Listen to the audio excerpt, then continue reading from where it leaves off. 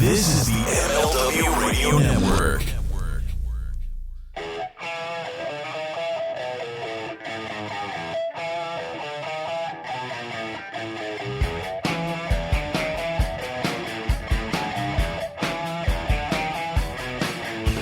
Welcome, everybody, to the Mind of the Meanie, your weekly peek into the world according to former WWE superstar and ECW original, the Blue Meanie. We'll cover wrestling, music, movies, sports, and lots of useless knowledge, all contained in the Mind of the Meanie. I am your tour guide, Josh Shernoff, and he is the Blue Meanie. Meanie, what is up, man? I was cracking myself up because you've been sabotaging me with the fart sound effect. That, like when we do go ahead, hit it. I'm ready. Oh, well, I got to fade out our music first. Oh, well, sorry. There we go. I had a thought. All right. There it is. Welcome back, everybody. When you do the Ask Meanie Anything and you put the fucking, the meanie fart in there, I was waiting for you to hit the fucking MLW fucking entrance. MLW, blah, blah, blah, blah. And then like sabotage me with the fart. Like man. Or at the end of the show, too. Yeah, now maybe it'll happen at the end of the show or in post. But to get back to our pre-show conversation. You look better joining with us the in beard. progress. We were talking about, so I shaved. This is like when a show cuts in after like a baseball game. Yeah. It just concludes, and they're like, now you're back to your regularly scheduled program. Yeah, back to the regular scheduled program of Meanie and all of our Patreon members informing me that they really, really like when I cover half of my face.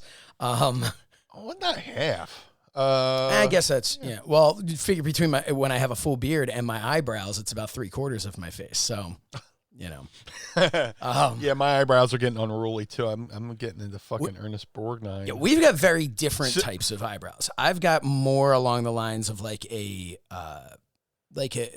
I always say like Eugene Levy-esque, but it's really not. They're more like, I just have very prominent eyebrows. Yours are like, you've got like that Jack Nicholson thing going on. Like yours are almost like, who am I picturing?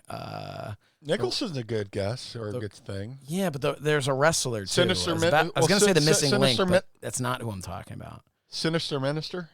Oh, God, yeah. Oh, man, him, yeah. Because Sinister Minister has that Jack Nicholson thing going on. Well, so we'll stick with that. But by the way, one of the most underrated managers or talkers in the wrestling business. Yeah, no, he's fantastic and still going strong. Yeah. Pops up for me every now and then. It's a shame he's on the network. I don't have cable, so what am I talking about? Well, yeah. Your cord cutter. Yeah. Yeah, well, dude, with Roku. Yeah. I really, and other ways of watching stuff, I really don't need cable. No. But, dude, I would be paying X amount of dollars for shit I wasn't even watching. Yeah. Why? And that's the thing. And They kind of just screw you anyway because it's like, oh, well, of course you have to pay, your $30 for your phone. I'm like, I don't, I don't need a house. And they're like, well, it has to happen. It's included. There's no plan without it. Like, it's all a bunch of hooey. Bunch of fooey. Oh, well, get to get back to the pre-conversation we were having strictly with our Patreons is like, I said something about giving you a hair tussle. Yeah. Let's see, I'm on camera here. A little hair tussle. And you said there's a lot of hair to tussle. And it made me want to talk about this, but I didn't want to give it away. We didn't want to give it away for free to our paying Patreon members. We figured we'd wait and give it away. No. You're putting words in my mouth.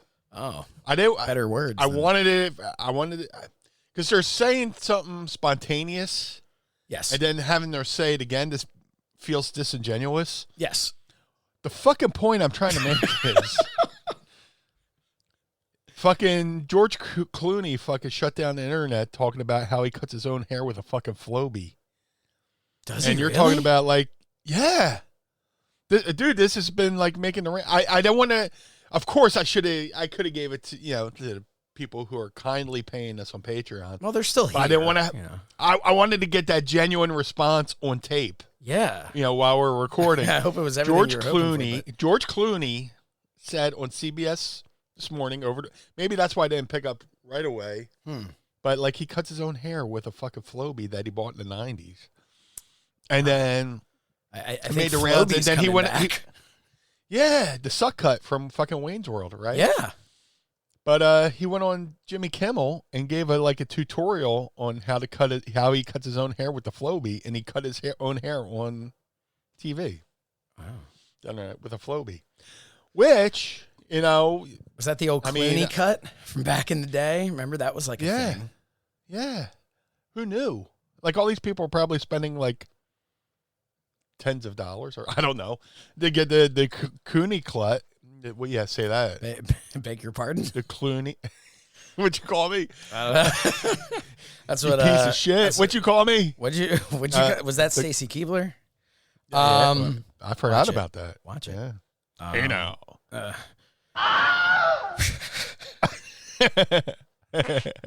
All right. Oh man. So what else is going on? Not much, man. Yeah, what were we talking about? I was saying I had a lot of hair, and I'm going to cut it when at probably the end of January is my plan to cut it, because I have to cut it to take the photos for our Cella toys, for our action figures. I have to cut it to take that photo for the packaging. But until then, like, I just don't. There's no reason for extra risk. I mean, the packaging of our action figure is worth risking the health of myself and my family. But the rest of it, no. So that's it. And shaving the beard was just it happened. Every once in a while, it has to happen. You need like that fresh reboot. Because what happens is, like, especially when it's like, you wouldn't notice it as much with a beard your length, but with mine's not very long. So I trim it all the time. And as you trim it, unfortunately, sometimes it gets a little shorter on one part than you wanted it to. And, you get little divots, Yeah. So, and that has to be addressed. It has to be addressed because I have to look my best for the Pod Squad here on our video version of the podcast. Hey, Meanie. Yes. I'm thirsty. You want to crack open? Yeah, let's do that. I got Ginger Peach from Good and Gaither. I think this is like a random brand we bought one day. So I've got Le Creux, and I've got I don't know how to pronounce this. I see yours. Yeah. Pample. Well, I was trying to center it. Like this whole seeing myself in reverse is fucking me up. What does mine say? Is that, so here's the thing. I can't read. So is that mouse or moose or what is, because it's too many S's for mouse. It's mouse with an extra S. That's not moose. Like chocolate mousse type thing. I don't know. How do you spell chocolate mousse? I just eat it. Hey Siri, how do you say this fucking word? Yeah. Pamplemousse. Pamplemousse. Pamplemousse. There's a band called Pamplemousse. Well, maybe that's it. Pamplemousse. Yeah. It's naturally essenced with pamplemousse. I don't know what that is, so I've been excited to try and dig into this because I don't. I'll go with it. Pamplemousse is a pretty good band too. So okay, Pamplemousse.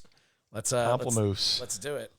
Let's pamplemousse these open. Yeah. Sean's saying I don't know what he's trying to say. Pamplemousse. It's definitely moose. So okay, yeah. So it's like a. Although I like. I'm gonna call it Pimple Mouse. There you go. Here we go.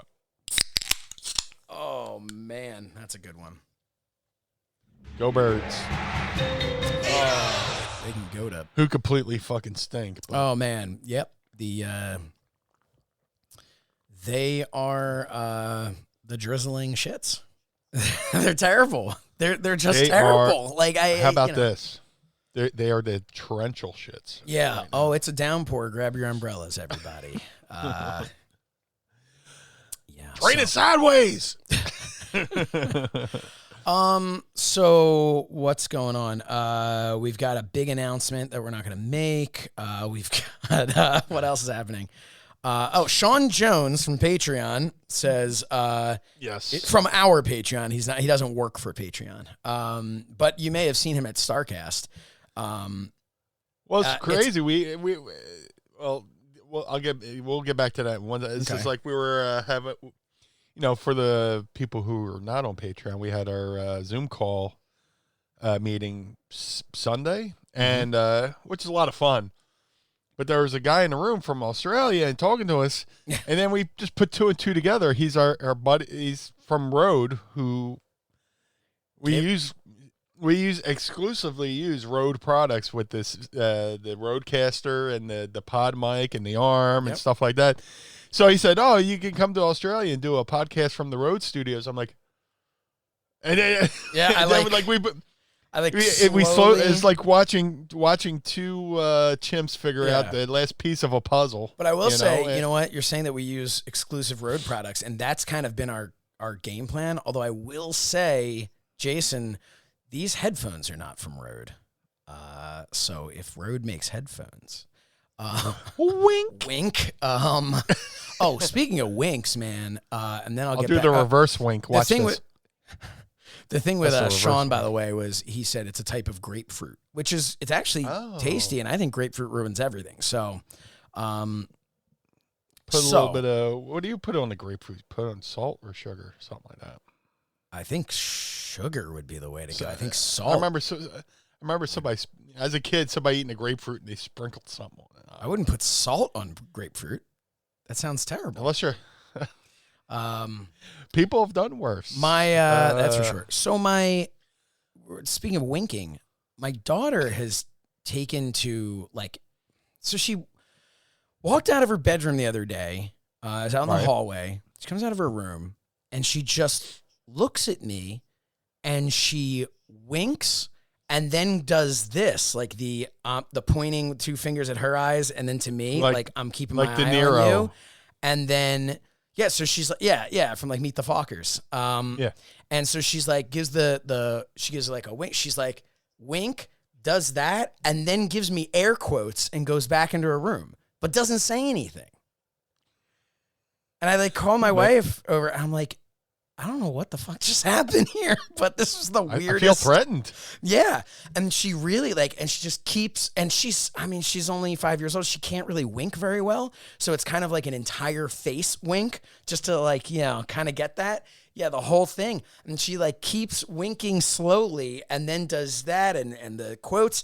And she doesn't know what air quotes are, and I don't know. One of her shows is where she got that "I'm keeping an eye on you" thing. I think that might have been from Disney's The Descendants. That seems to be a big one in the house these days. But yeah, I don't know what's happening. So keep me in your prayers, because my 5, almost 6-year-old. I mean, she'll be 6. Oh my god. Well, you're upstairs now, so I'm upstairs. You're right down the hall from her. Yeah, so but I got the door locked. At any moment. The door's locked now. At any moment, I was going to say your feed might cut out. Yep. It'll be like that end scene of Blair Witch Project when they find the person in the corner in the basement, and the camera just goes sideways, and or the Blind Bitch Project, just for the 3 people who saw it. But I remember when I did stand-in and extra work for the first season of It's Always Sunny for their Philadelphia stuff that they filmed, like the exteriors and all. And I want to say it ended up being the pilot episode, because they shot the entire first season over 2 days of the exterior scenes. They flew to Philly and did that. But nice. The person who was Charlie's girlfriend in that first episode is the girl from the Blair Witch Project, the one who's up her nose with the camera and all that. I'm so scared and all that stuff. And we were talking, and she said, she's like, everyone's always talking on there, and it's so fun to sit and watch as these people try to put themselves over, but she's like, oh yeah, no, I was the one in the Blair Witch, and I don't know, I was just like, kayfabe, what are you doing? I know the Blair Witch Project wasn't real, but there was that part of me that was always like, but what if it really was real? And dude, then, I stood in line to go watch that movie, and there's people in line acting like they were about to go watch a documentary. Oh, people thought it was real. Like, I really was not sure. Yeah. Like, I knew that people thought it was real, and I was going into it going, this can't be real. And then I'm watching, I'm like, this can't be real. Like, what? People can't put things like this on in the movies. But this is back, I mean, we didn't have, Twitter to hop on and have everybody ruin it for you. And, like, this was, what was this, 99, I want to say? It was summer of 90. It was definitely 99, because then we did the parody, and then, which never aired, because Vince didn't see the movie. But, it was 99. Because then we did the parody, which I'm trying to think. Oh, I want to say it was 99 because I remember being at camp, and I'm pretty sure it was the summer when I was a junior counselor at the camp. Like, I don't remember being like a camper at this. Right. I mean, I know I was very young. Obviously, at this point, you were well into your career. Great timing, though, to watch a movie out in the woods while you're a camp counselor. Yeah. Man. Dude, the marketing behind that movie was fucking brilliant. So good. Just from the fact that, like, they had a website set up where it was set up like it was like a real investigation. Like, you go on their website, here's photos, here's outtakes, here's an interview with a doctor, and all this weird shit. They're ahead of their time, utilizing the internet for that type of marketing. It was really good. And then, like, it came out like gangbusters, and they made. I mean, they made that movie for like peanuts, and they certainly made their investment back. Oh God, yeah. That's the way to do it. If you can figure out how to spend absolutely nothing and go make millions and millions of dollars, that's the dream. Yeah. And then most of that fucking movie was improv. Yeah. They're like, okay, go to this fucking area, and this is the premise, and they let them act it out. And there's always rumor that they didn't really let everybody in on what was going on in a scene. So they'd be there, and maybe like there'd be a sound or there'd be something would like legit get a reaction out of them. Which is smart. Yeah. I mean, that happens in tons of films. They'll do stuff like that. They want to get that raw reaction. Like you wanted to get that raw reaction earlier from me, talking about the Floby. So, I wanted to get your reaction. Yeah, we're not putting that shit in a script. No. I wanted to document that shit.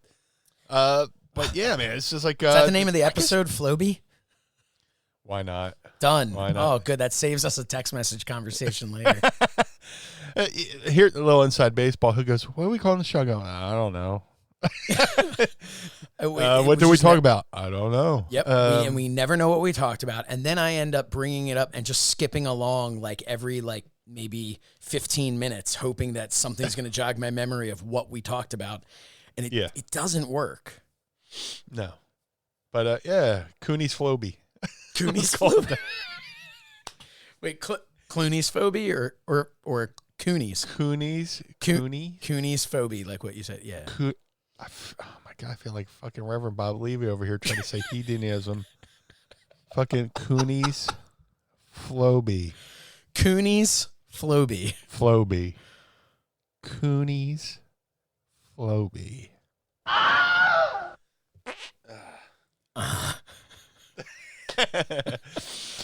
But the one thing about that fucking movie is like, it kind of ruined whoever acted in those actors' careers. Well, that's the thing. Yeah, she popped back up, and like, I don't even think that was common knowledge to anyone that she was from that. Because I don't even know if IMDb was a thing back then. I don't know. I mean, I didn't learn about. Certainly didn't have as many things as. Do you know that we're on IMDb? Really? Like for this? Like, no, not for. I don't think you can do a podcast, but alternative commentary. Every episode is on IMDb.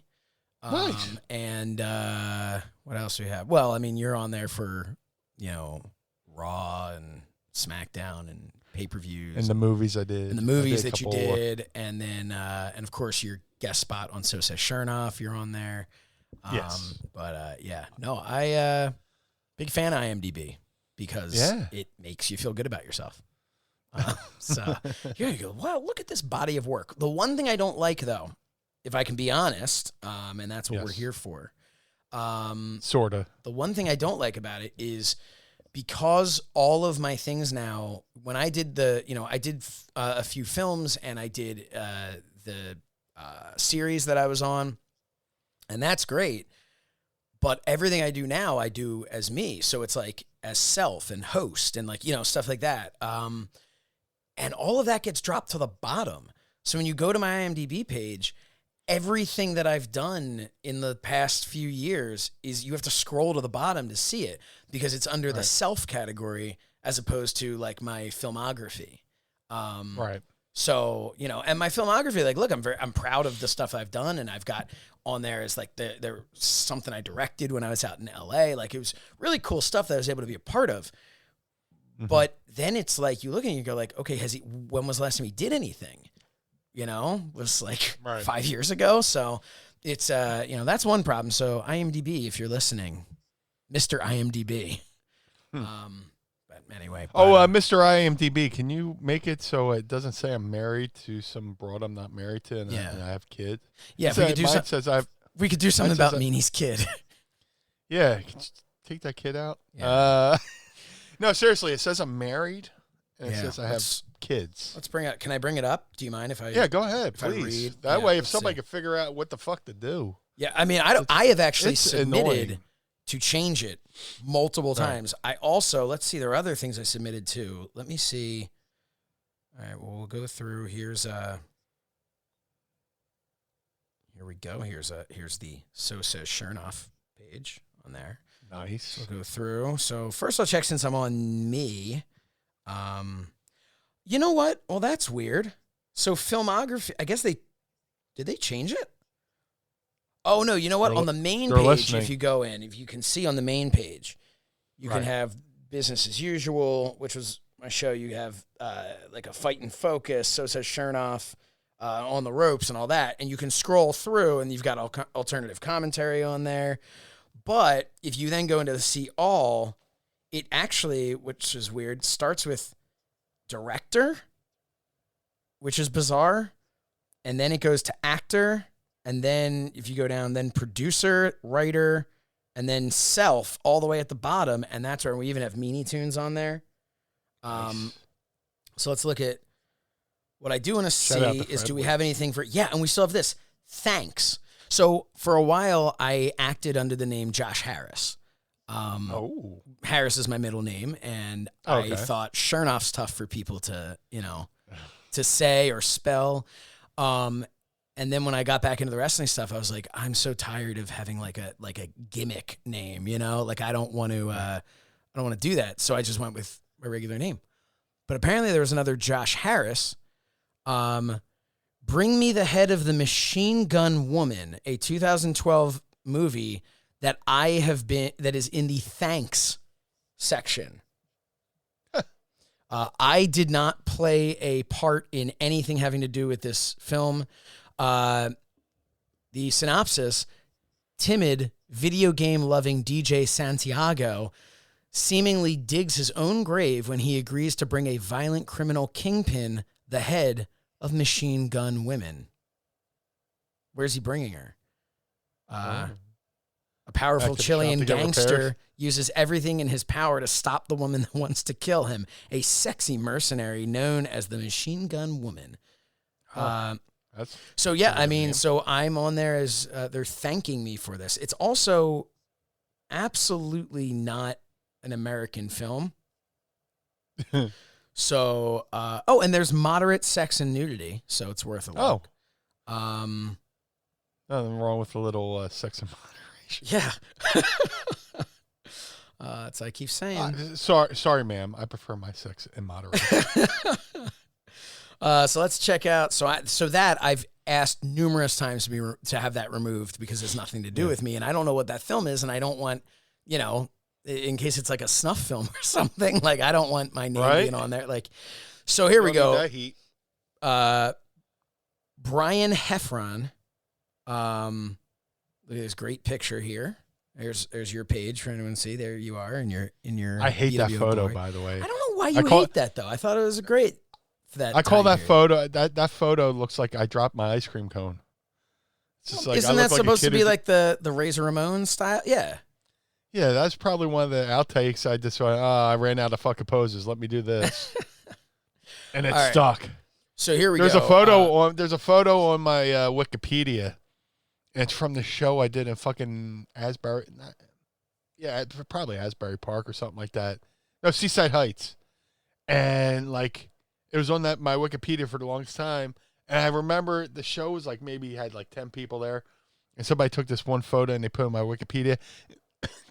And that became the photo I would sign for the next 10 years at every convention because, people just, I need a photo to sign. Let me go to his Wikipedia. All right, so let's talk a little bit about your wife, Shayna Jarvis, okay? Yeah, well, what the fuck?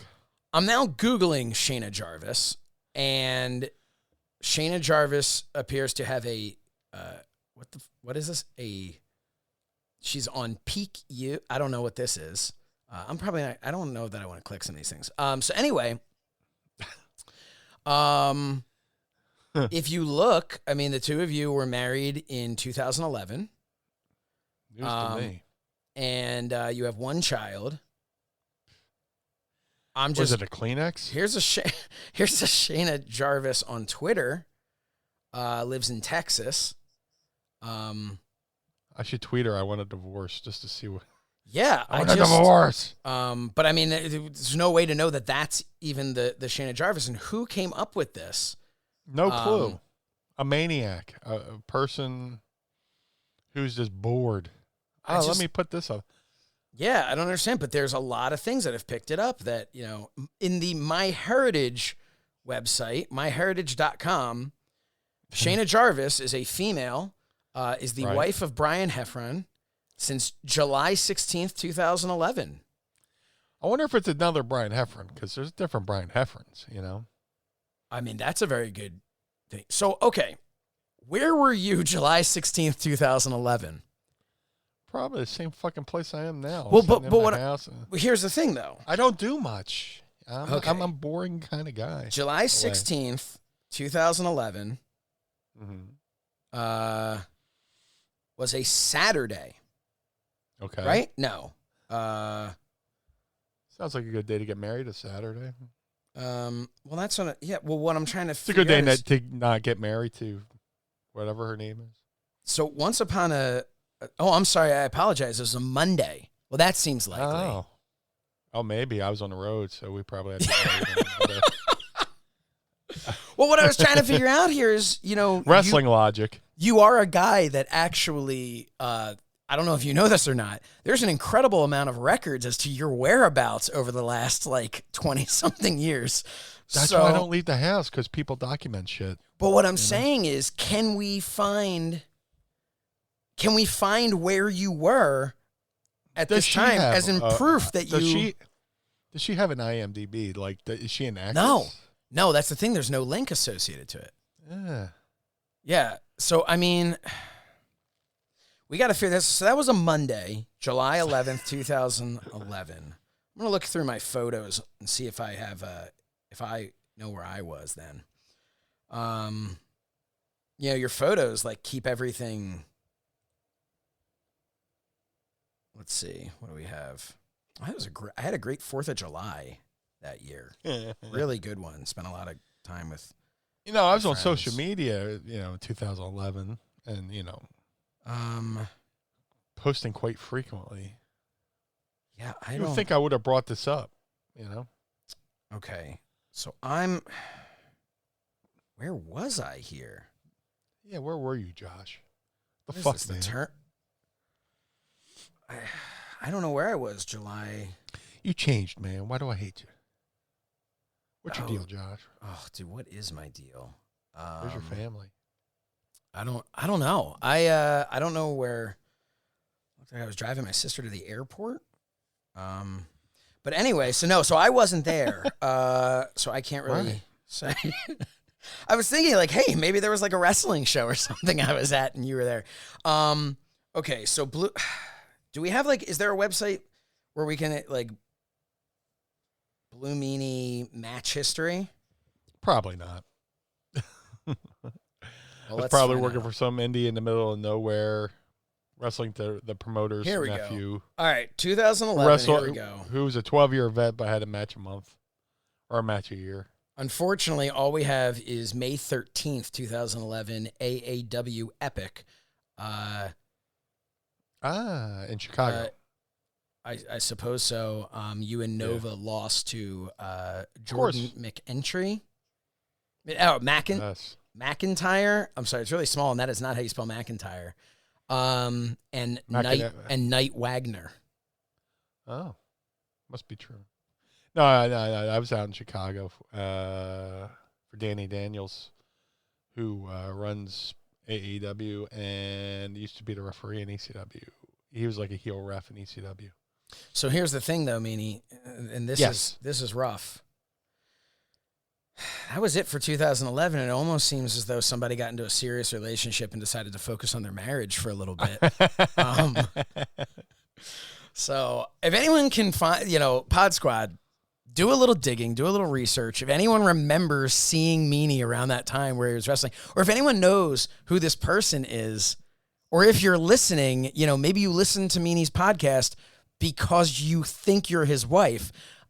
Maybe it would be great for you to come forward and let us know who you are and what's going on here. And as far as your kid, that's where we get into your IMDb. There's like no photos. So let's see. No, not IMDb. I'm sorry. I mean your Wikipedia. Oh yeah. That might be on that. It might be the samesies on there.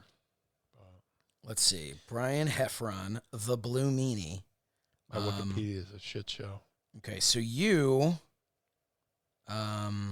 Let's go through all this. So if there's somebody out there who's smart enough to work Wikipedia, which I am not. I am not either. Although we have Mind of the Meanie on here. Which remember someone pointed that out like early on in our run. It says in March 2020, Heffron began a podcast called Mind of the Meanie with co-host Josh Shernoff. And if you click Josh Shernoff, it brings you to this page has not yet been created. So can someone do my page? I think this month I'm clocking in like 7 or 8 shows. Can somebody please just make me a Wikipedia page at this point? Anyway, throughout 2020, the podcast expanded into a brand featuring merchandise, spin-off video series. This is Meanie's run-in, alternative commentary, and a cartoon series called Meanie Toons. Nice. It's true. By Fred Word. Yeah. How come? Yeah. Come on. We gotta get Fred Word on there.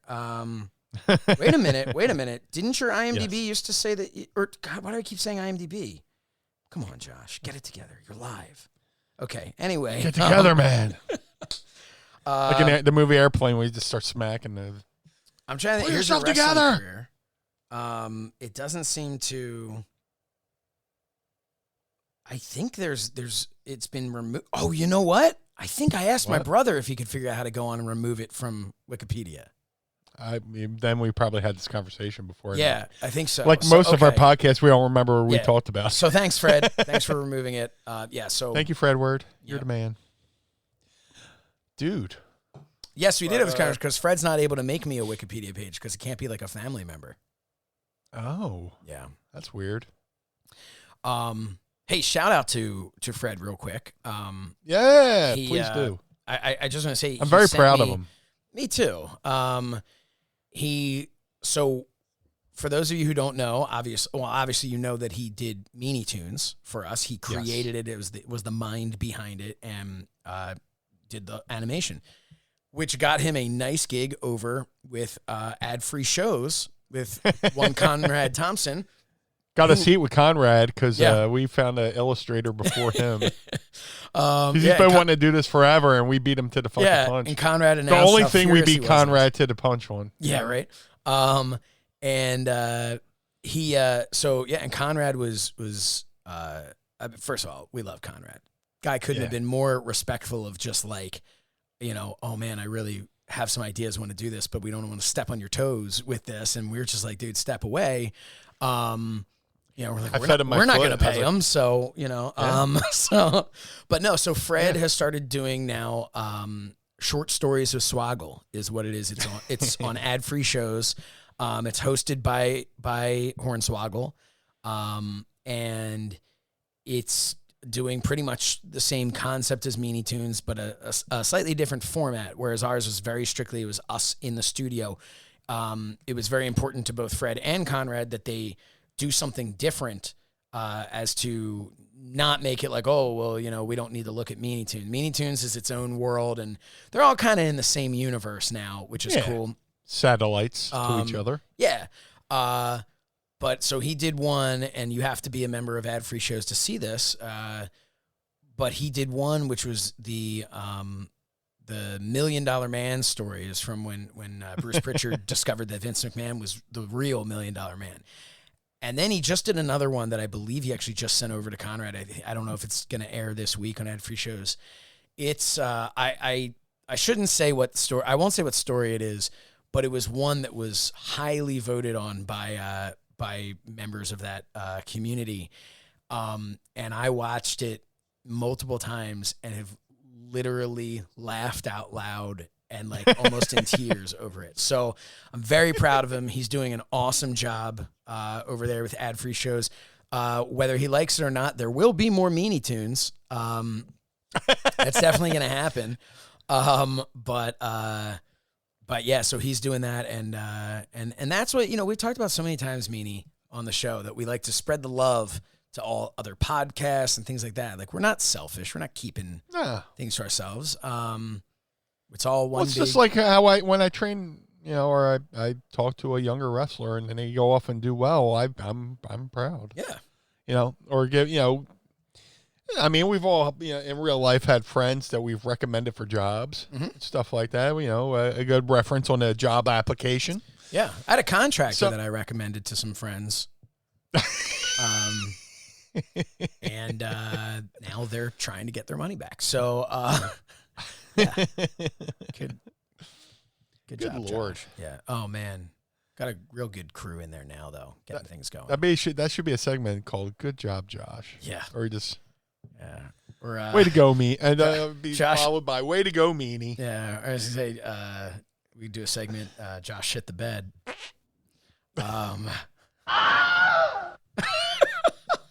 That might be a keeper. I don't know. I think so. It's called the Wilhelm scream. It's like an infamous thing that's in like every movie.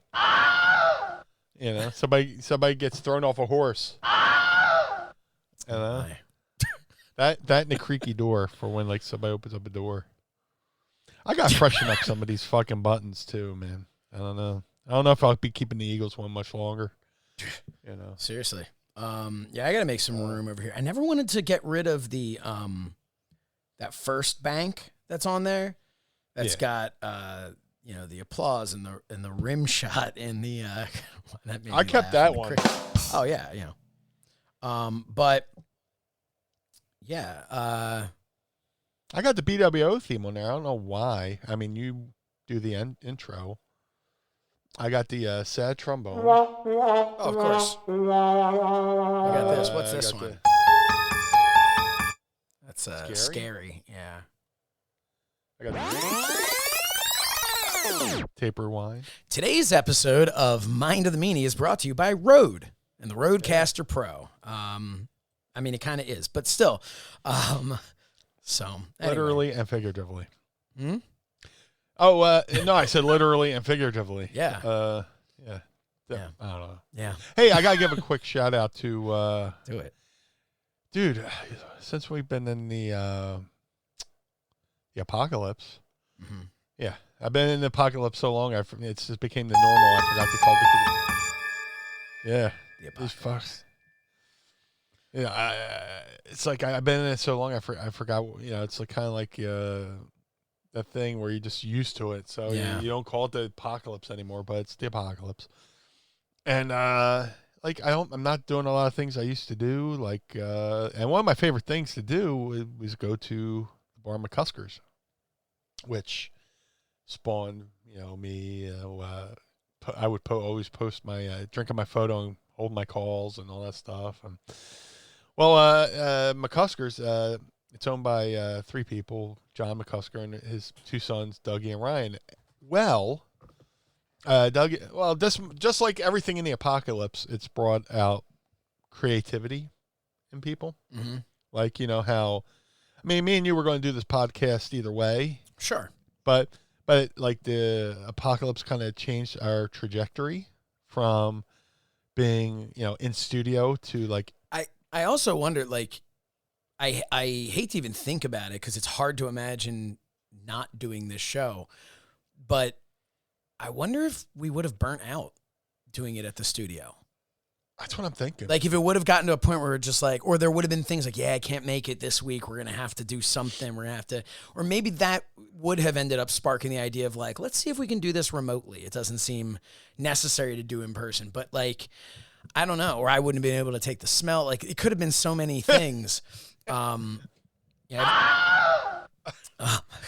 But, so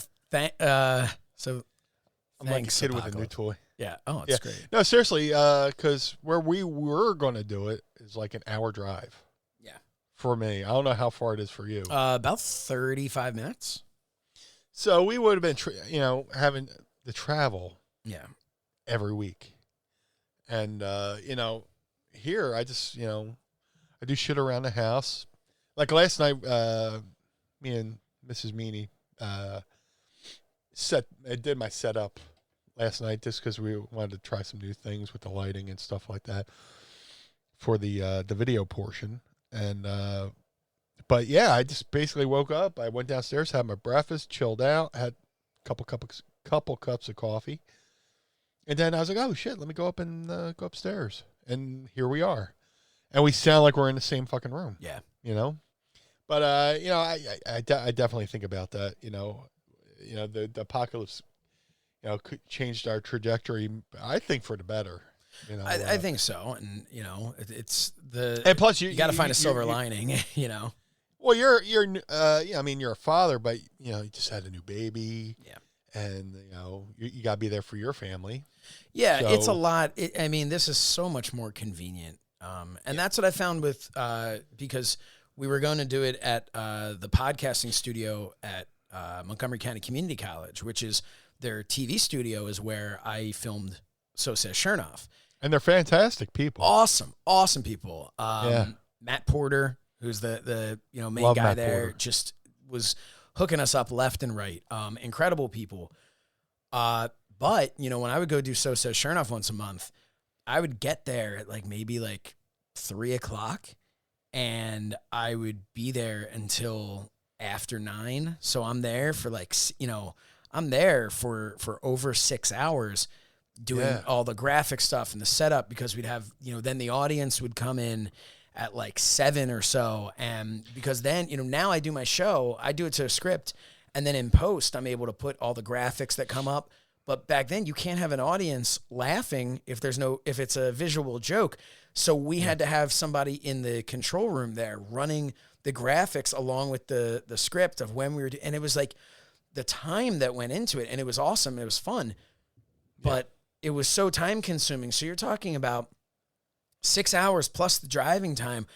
Sometimes I was out for 8 hours just to shoot that one episode. And that's not even counting. Then I'd come back and have to edit the episode. And originally I used to have to edit it at night, and I'd get it over to Fight TV before the next morning. And that wasn't sustainable. So we stopped that. But which is now I'm able to have it done usually up to 2 days before it airs on Fight, which is why if you are a member of our Patreon, patreon.com/mindofthemeanie, it's not really a tier thing that's offered. I just kind of do it for everyone. So any tier that you're in, I just throw up the episode as soon as it's done. I send it over to Fight and I put it up on Patreon. So you can see the episode a few days early. But no, now it's down to maybe it takes me an hour to set up and film everything. So it's I think we would have burnt out on that originally. And hopefully we would have been able to then come up with something like this. But yeah, man, I'm glad it worked out the way it did.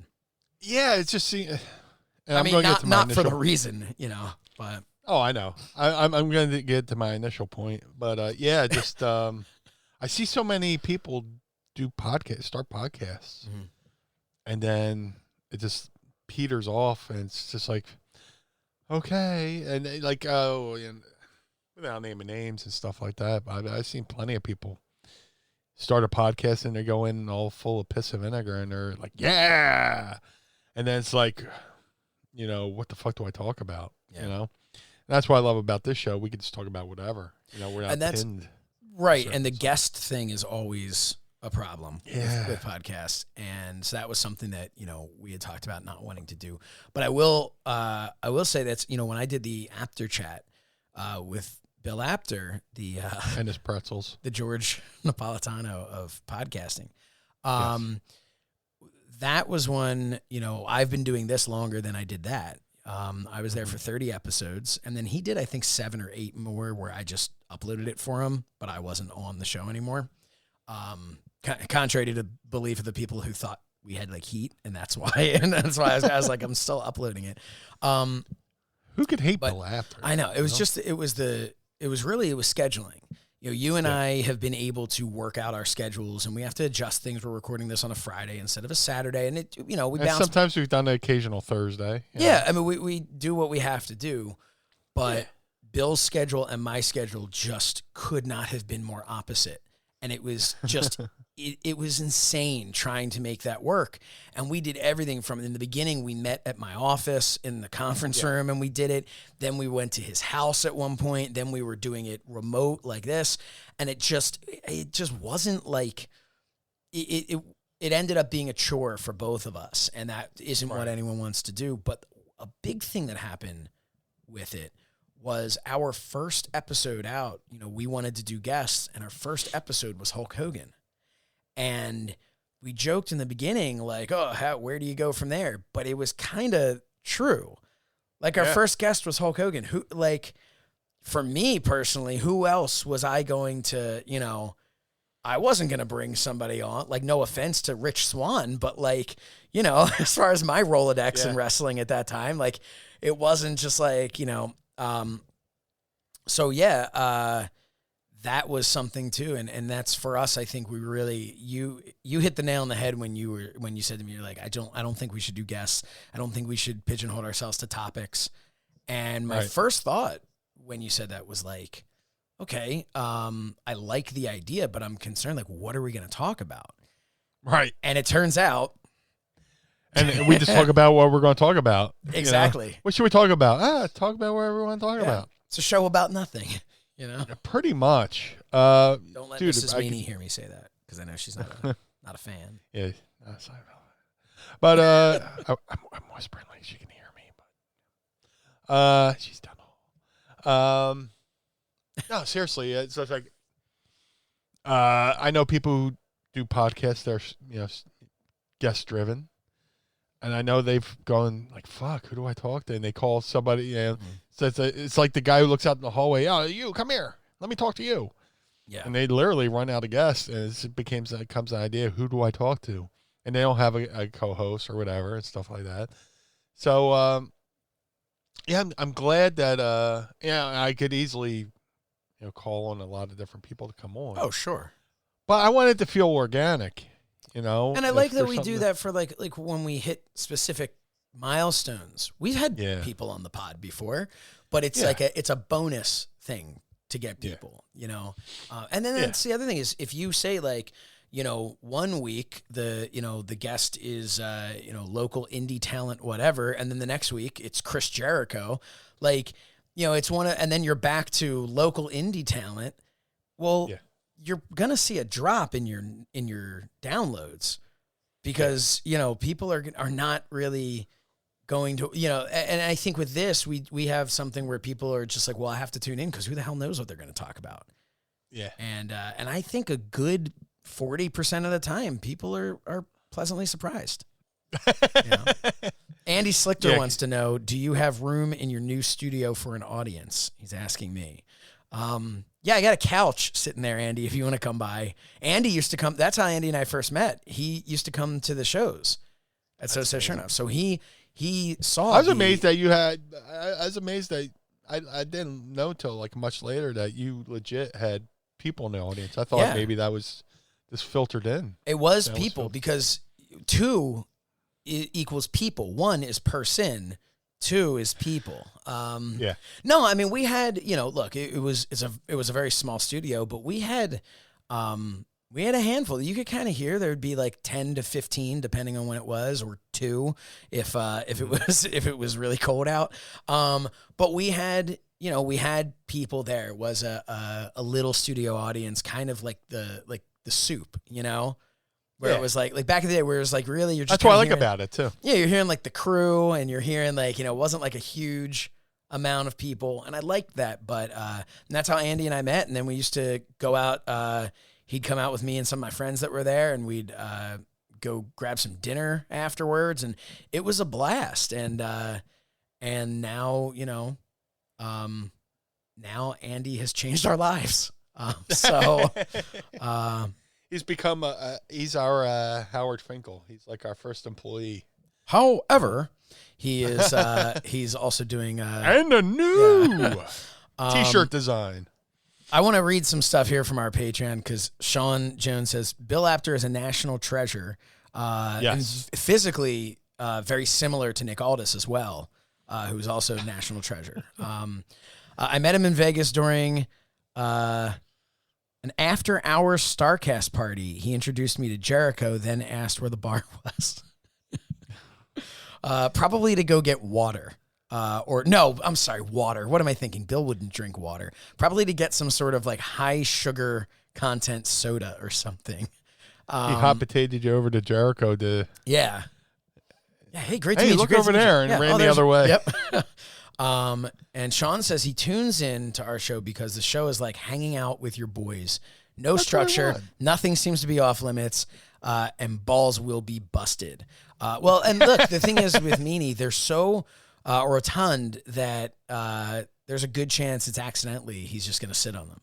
I'm not even sitting in a chair right now. I am levitating on my balls. You know how people sometimes instead of a chair, they sit on a ball at their desk?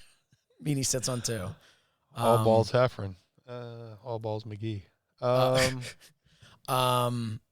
Yeah. So No. You go. I'm just the tour guide. Go. I actually have you noticed the last 2 weeks I changed I changed the opening. What? I don't know if you've noticed. I've changed the last 2 weeks what I've said in the beginning. I'm gonna just start saying random shit to see if you. Well, I realized it's like Wayne's World 2 with Handsome Dan, and they're like, we could be saying anything we want to. Yep. He's like, you're a total chode. I had been saying since the beginning for like 35 episodes. I was saying, featuring former WWE and ECW wrestler, the Blue Meanie, and I was like, you know what? I've got time. So now I said former WWE superstar and ECW original, the Blue Meanie. Oh. And then when I said, instead of I'm Josh Shernoff, I've been saying I am your tour guide, Josh Shernoff. And he is the Blue Meanie because I am the tour guide into your mind. And I said that in the hopes that I would talk less and you would talk more, but that has not happened. You've talked more. Well, I have then talked even more. So, but that's the art of a conversation, which I think has been lost in this day of social media.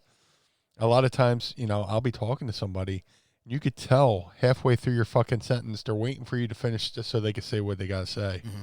They're like, say it. Okay, you're done. I'm gonna say what I was gonna say. It has nothing to do with what you're gonna say, but I'm gonna say what I'm gonna say.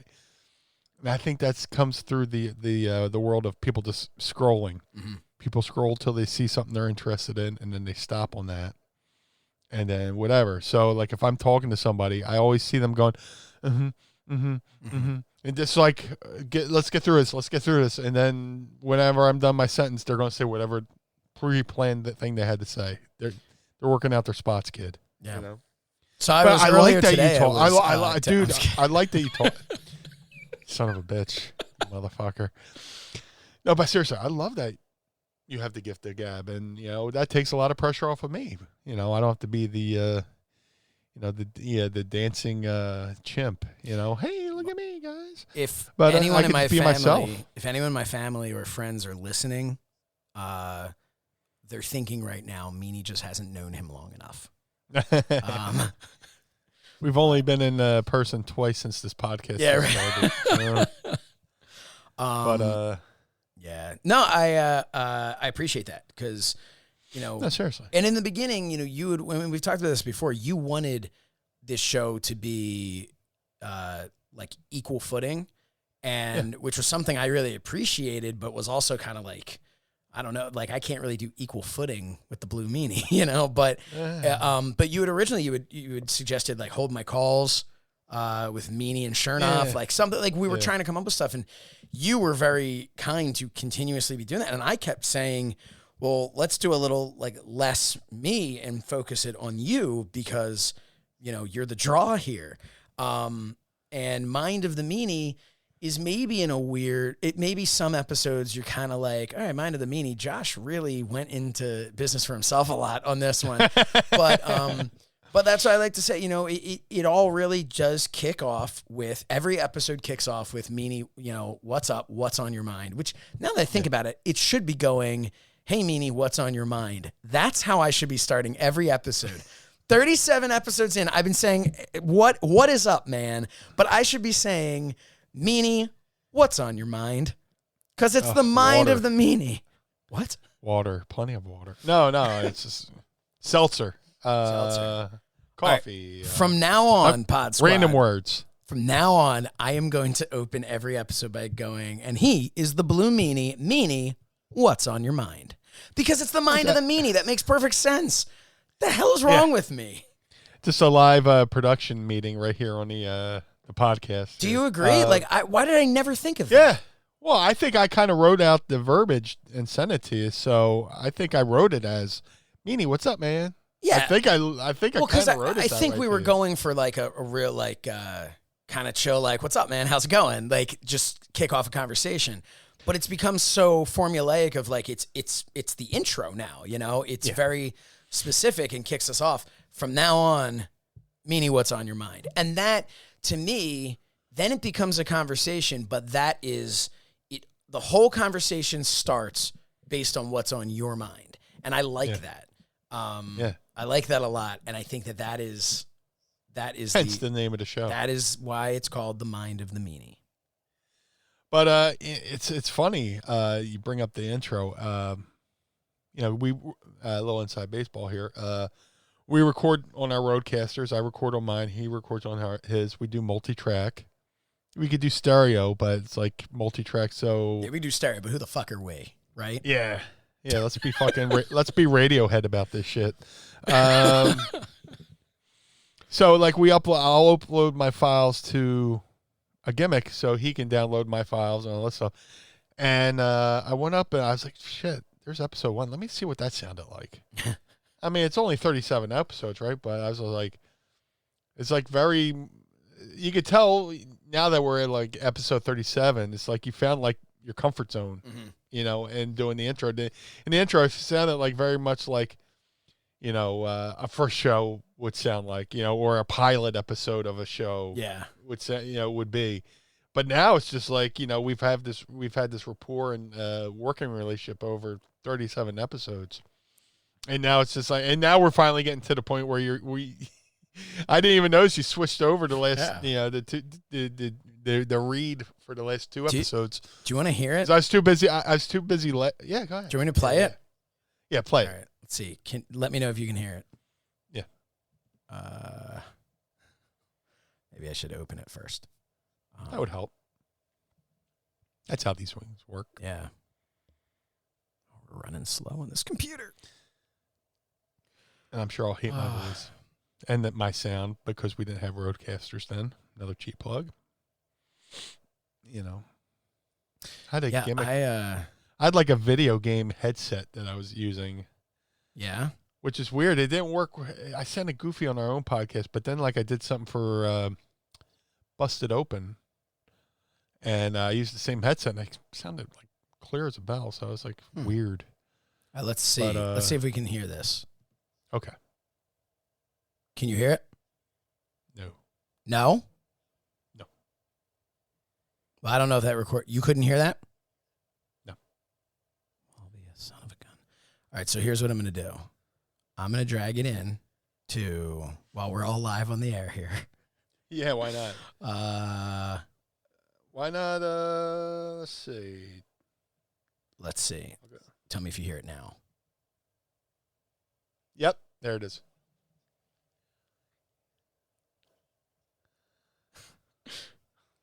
Wow.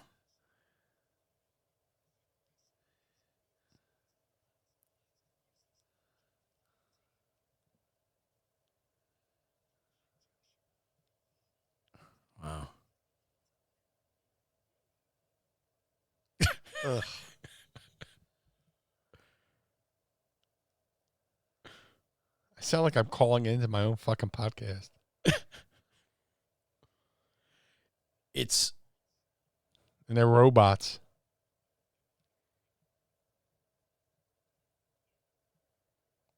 It's really funny. I'll stop it there, but it's really funny to please stop it. I hate hearing myself. It's what I was so like, hello everybody and welcome to the Mind of the Meanie. I'm professional. Yeah. So it's like you're like a little tour guide in a fucking museum going, and over here we have the bones of a Blue Meanie. And this is the part of the Blue Meanie's mind that likes fart jokes. Which is the whole mind. I'm 37 going, well, yeah, 30. I'm 47 going on 13. Yeah, I'm the one who's 37. Just as a reminder. But no, that's really funny. You know what else I noticed was I didn't used to come in at the gong. Yeah, because I think later on we talked about it, and in the next episode I did it. Me and Mrs. Meanie play that game of like what part of the song. Like we'll listen to a random song on the radio and go, okay, what part? You know, because like on the BWO theme, there's a gong, and that's when I walk through the curtain. And we've applied that to every song. Okay, what part? Where's the part we walk out through the curtain? Right. Where's the gong? So to speak. And that's the thing. You brought that up on a show at one point. And I think it wasn't even. I didn't even wait till the next show. I think it was in post. Because back then that was all in post. We didn't have roadcasters, so I wasn't playing. Now, a little inside baseball on my end. I play our intro and everything from the roadcaster, so it's live. So when I do, all I'm doing in post is just balancing the audio and making sure that, you know, if we had like a screw up or something, that maybe I'll cut it out. Sometimes I don't. But like that time I hit the wrong button and it was like everyone was laughing at me. I was like, oh, you got to keep that. Yeah. You know, but no, it sometimes the mistakes are more fun than the actual, you know. Oh yeah. Plan shit. Absolutely. Yeah. So, but I was saying, you know, before the apocalypse, I used to like to go out to like McCuskers and stuff. Oh like yeah, that. Remember that? Yeah, and weird to know. Like the point never is, even got like, to say what you wanted to say about that. All right, go. In typical fashion of the show, I think I put on my hoodie during this whole time, but I'm a slight chilly. In the words of Mama Meanie, ooh, I'm a little chilly. Shout out to Mama Meanie, in heaven. What's my call? No, seriously. A lot of people have found creative avenues. Mm-hmm. You know, whether it's us reformulating our version of this podcast, and which brought along the Mrs. Meanie Run-In, now Mrs. Meanie Run-In videos, which she's been filming, and I can't wait to show you. But the great folks at McCuskers, like I said, McCuskers owned by Johnny McCusker and his sons, Dougie and Ryan. Dougie and Ryan have started their own podcast, along with a friend and mutual drinker at McCuskers, Bruce Kramer. They have a new podcast called Prisoners of Rock and Roll, and it's big. They're on like episode 5 now. Mm-hmm. I haven't had a chance to listen because, you know, I'm so scatterbrained. But me and Mrs. Meanie, you're doing your own podcast. That's pretty much. Since we started doing this podcast, I listen to other podcasts so much less because same. I'm a lot busier doing all this stuff with our podcast. But yeah. It's funny. I started this podcast, and like people I know, my little inside joke to myself is, I started a podcast. Now everybody's like, oh, I got to start a podcast. Which is probably is not the case. Like, it's because they listen to our podcast and they go, well, shit, if they can do it. Yeah. Meanie. Who do you ever beat? Jason. Yeah. I remember that match. That's about it. I was going to do a T-shirt. I told Al we should do a Job Squad T-shirt, and on the back we list all the light bulbs of every arena because we're too busy counting the lights. But Prisoners of Rock and Roll, wherever you get your podcasts. And what I like about it, we listened to it last night, and we're like, oh shit, this is going in our rotation because it's just like a night of being at McCusker's. The thing I like about going to McCusker's is there's a lot of creative people who go there. Somebody's either an artist, somebody's either a musician, somebody's usually a local stagehand working on a movie, somebody's writing their screenplay, and there's all these different people from different walks of life, and we all go to the same bar. It's like Piano Man. Yeah, and the cool thing is I was listening to they did a podcast on the 6 greatest American bands or whatever, and it was like they went through their list and what the whys in the house and all this stuff. And I'm sitting, we're listening to it. Mrs. Meanie's like, this makes me feel like I'm at the bar, and it made us miss the bar even more. And hate people for not helping us get through this fucking thing so we get back to normal life. Yeah, I swear. But mask, and the cool thing is, the cool thing is they record in the bar. They have a little set. Oh, that's cool. They record from there, so it's a little bit more authentic. But I wanted to give them a little shout out. Prisoners of Rock and Roll. I just followed them on Twitter. Let me bring my fucking... I had it up, and of course I lost it. Go to on Twitter at Prisoners of Rock, and show them some love. Let them know Meanie sent you, and check them out. I mean, their episodes are usually an hour to 2 hours, and you'll know why I love that bar and why I love the people who run it. So it's pretty cool. What's that? No, it's just I was gonna go follow them. Oh, cool. Yeah. It's they do an episode once every 2 weeks. I'm such a bad salesman because I just listened to like 3 episodes last night, and but it's really good stuff, man. They did a show on great movie soundtracks. Yeah. And just the conversation, like it was kind of like a conversation like we have here. It's very organic, and songs they like. It doesn't have to be like anything factual. It's all opinion. It's all fun. So just like this show. So go give them a little love. I love the McCuskers. I miss them. So in this crazy apocalyptic world we live in now. Yeah. Speaking of crazy, in the best way, just got notification that James Sorensen, our Pod Squad Blue member, James Sorensen, that is the highest tier we have, just went in and purchased himself an alternative commentary t-shirt. Thank you, James. Thank you so much, James. I do want to remind you that part of the Pod Squad Blue is that you get a free t-shirt a month of your choosing. So thank you for that. And please let us know another t-shirt that you want because you don't need to be buying them. Yeah, that's awesome. I do want to... It's part of the deal, man. Yeah, I want to take a moment just to thank everybody who subscribed to our new tiers. We're just, we talked to some of them before we went on. We're blown away by it. We hope you're all going to enjoy these new tiers that we have.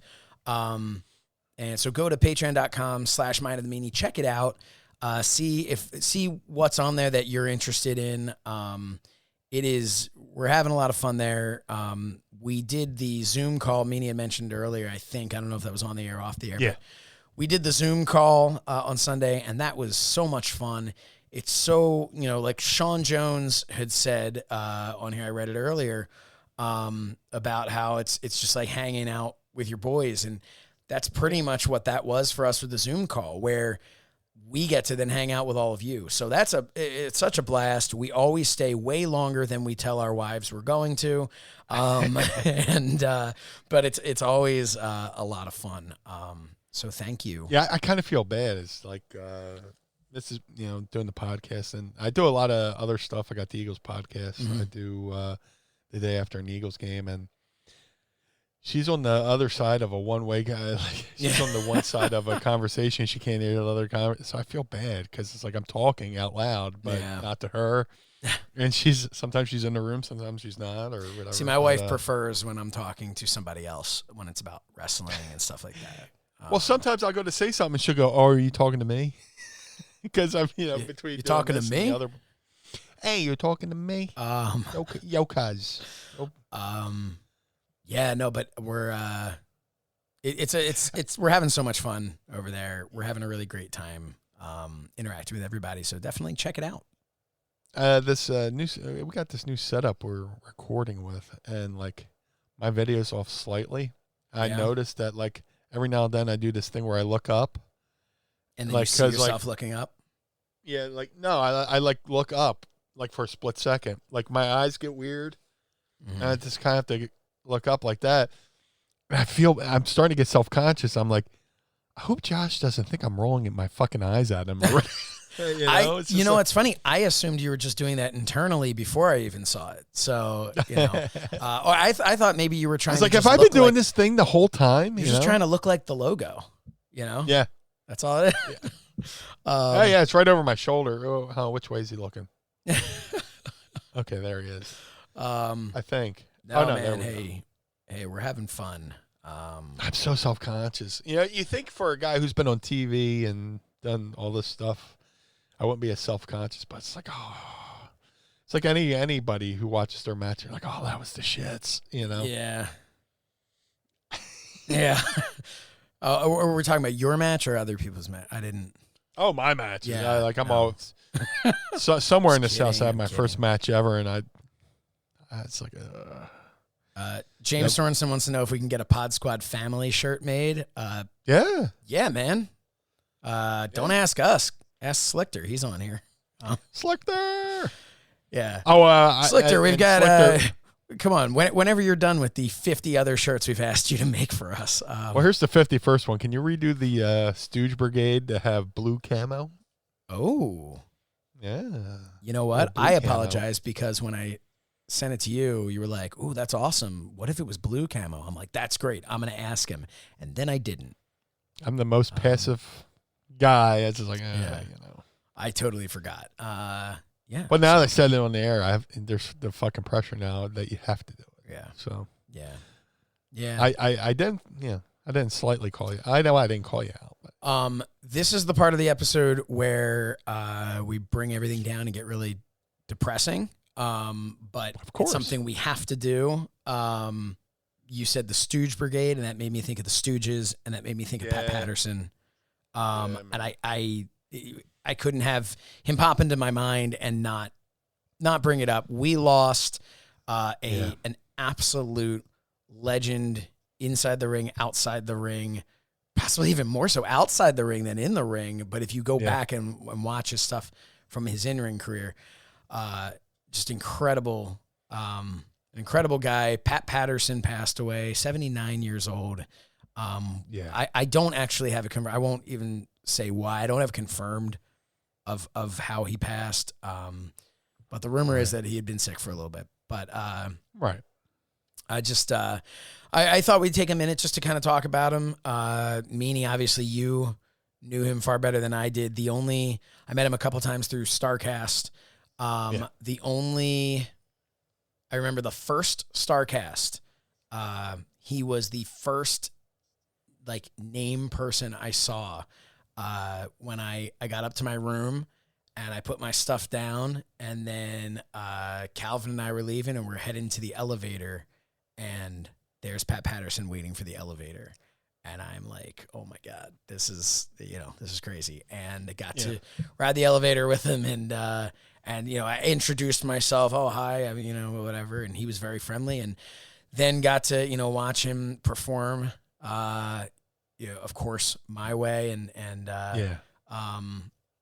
Did he do karaoke. Wonderful World? I think as well. Might have been. Yeah, that sounds like Louis Armstrong. And he did it in that voice. But no, it was just. I got to interact with him. It's hard to, all those times kind of blend together, all those events, but I got to interact with him a couple of times, but it was always just, hello, sir, how are you?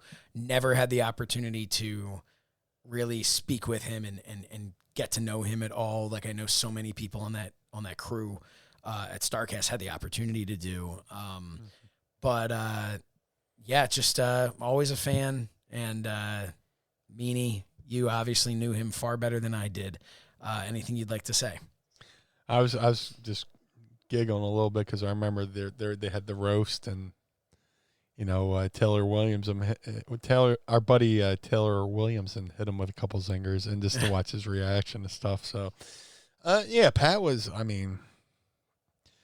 dude, I started watching wrestling in 82, 83, and Pat was doing the play-by-play with Vince. Yep. And I remember him, having a feud with Ivan Koloff. Ivan Koloff beat him up with the chain, and they went and had on some great matches. But like I was introduced to Pat as a play-by-play guy before I realized he was a wrestler, and I didn't realize he was a wrestler until he had his feud with Ivan Koloff. Throughout the years, he kind of just like disappeared off the TV and went into behind the scenes. And then occasionally you would see him do like the occasional run-in. His hair, he had, stopped bleaching his hair. He went back to his natural colors. So he kind of had like the Paulie Walnuts look going on with the black, with the, grand aside. It's kind of like how I'm going a little bit here. But there's still black in your hair? No, there's not. Yeah, silly. But yeah. And then you start realizing, how creative he was. Mm-hmm. There was a point in my life where I went from being, I was reading strictly after mags, and I started getting introduced to the world of newsletters. Meltzer, Captain Stonewash, and the Wade Kellers and stuff like that. And then that's when I started realizing he was doing a lot of creative stuff behind the scenes. And Pat was notorious for being one of the best men, the best finished men in the business. When some of the most epic finisher, go home spots or whatever, his psychology was like second to none. And like, he was the guy that Vince, leaned on. They would have the meetings at the house, him, Bruce, Pat, and, eventually it grew from there, but initially it was Bruce sitting around the pool. Yeah, sitting around the pool, coming up with ideas, And his fingerprint on his business is irreplaceable. It's there, All those classic shows on the WWE Network, Pat Patterson had a hand in, orchestrating. And most notably, perhaps, is the creation of the Royal Rumble. Yeah. He came up with the idea for the Royal Rumble. And he was the first ever Intercontinental champ. Before that, he was first ever Intercontinental champ, which he won in a Phantom tournament in Rio de Janeiro. Yeah. They used to rib him. They were like, it was a hot, sweaty night in Rio de Janeiro. Back when they used to fucking rib guys on the air slightly in commentary, Brooklyn Brawler from the Terry Garvin School of Self-Defense, You're like, fuck, Gorilla went there. But he was the first ever. Initially, it was the Intercontinental belt was, a little history here. The Intercontinental belt was originally the North American belt. And then Vince Sr. learned that Bill Watts had a North American title. And he didn't want to have confusion, so they rebranded the North American belt or championship. Belt holds up your pants, pal. They rechristened it the Intercontinental Championship with the Phantom tournament. He was first Intercontinental champ, and then he created the Royal Rumble, which has become a staple and one of the most copied matches in wrestling history. Yeah. Just people rebranded to whatever they wanted to call it. But he initially came up with that idea through stuff he was doing in San Francisco, working for Roy Shires, and have a battle royal where I don't need to explain it. We have a new man every 2 minutes, whatever, come in, and it's become one of these things where people love the surprises, and it's like I was fortunate enough to be in a Royal Rumble and see how the magic was worked, and I got to see a little bit behind the curtain on how they booked the Rumbles and stuff like that. So very fortunate. I went to WWE, and I went to WWE on what they call a TV contract at the time. I don't know what they call it now, where basically they paid me to go to the TVs and work on TV, and if I did a pay-per-view, 3 months later I would get my pay-per-view royalty check or whatever.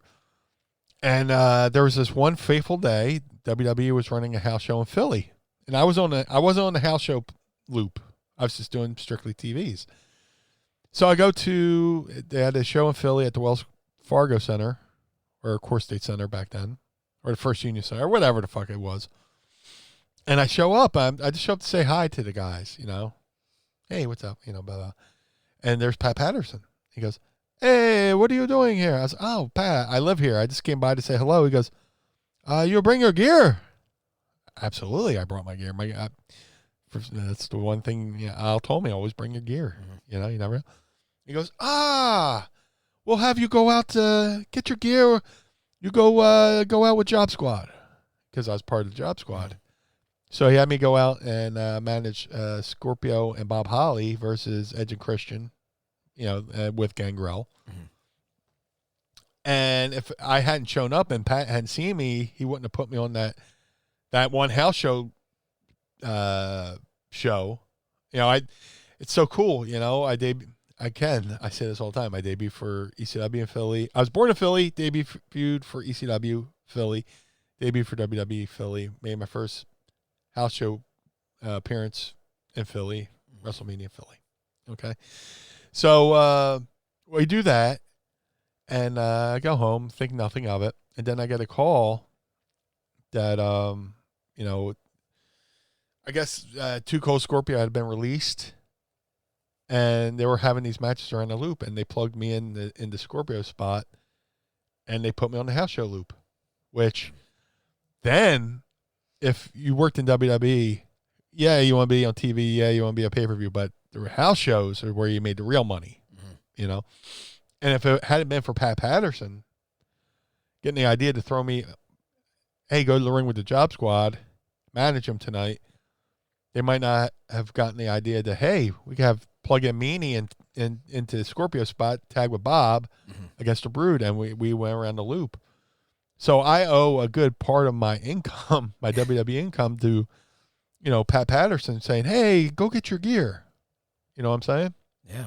And there was I tried to look up the show on historyofwwe.com or historyofwwf.com. Shout out to Graham Cawthorn, who makes a fantastic site. Anytime I want to look up a certain date, I could just go to his site and look up my WWE matches or ECW matches and stuff like that.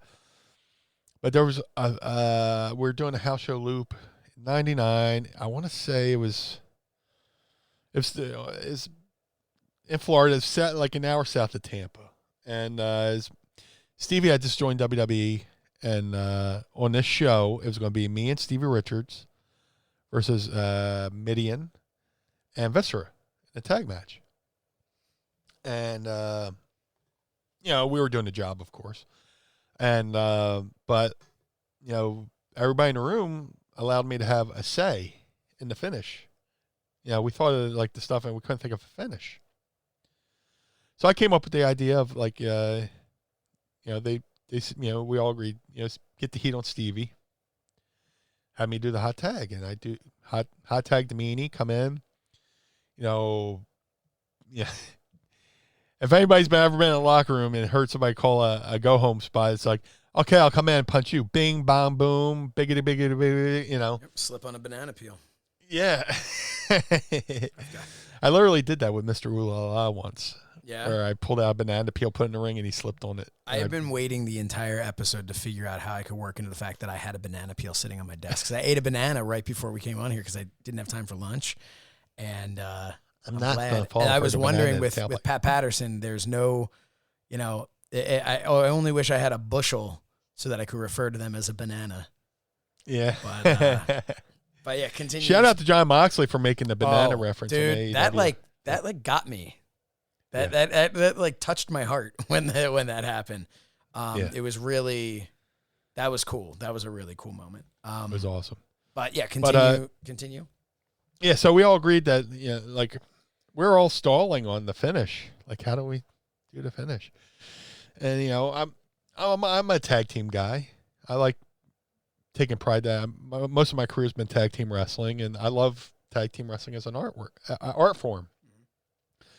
And to toot my own horn, a little bit, I came up with the Val Venus gimmick for Val Venus and ECW, and then, they sold it to WWE, but there'll be times Val, people send Val my way, I'm having trouble with a promo. Oh, go talk to Meanie.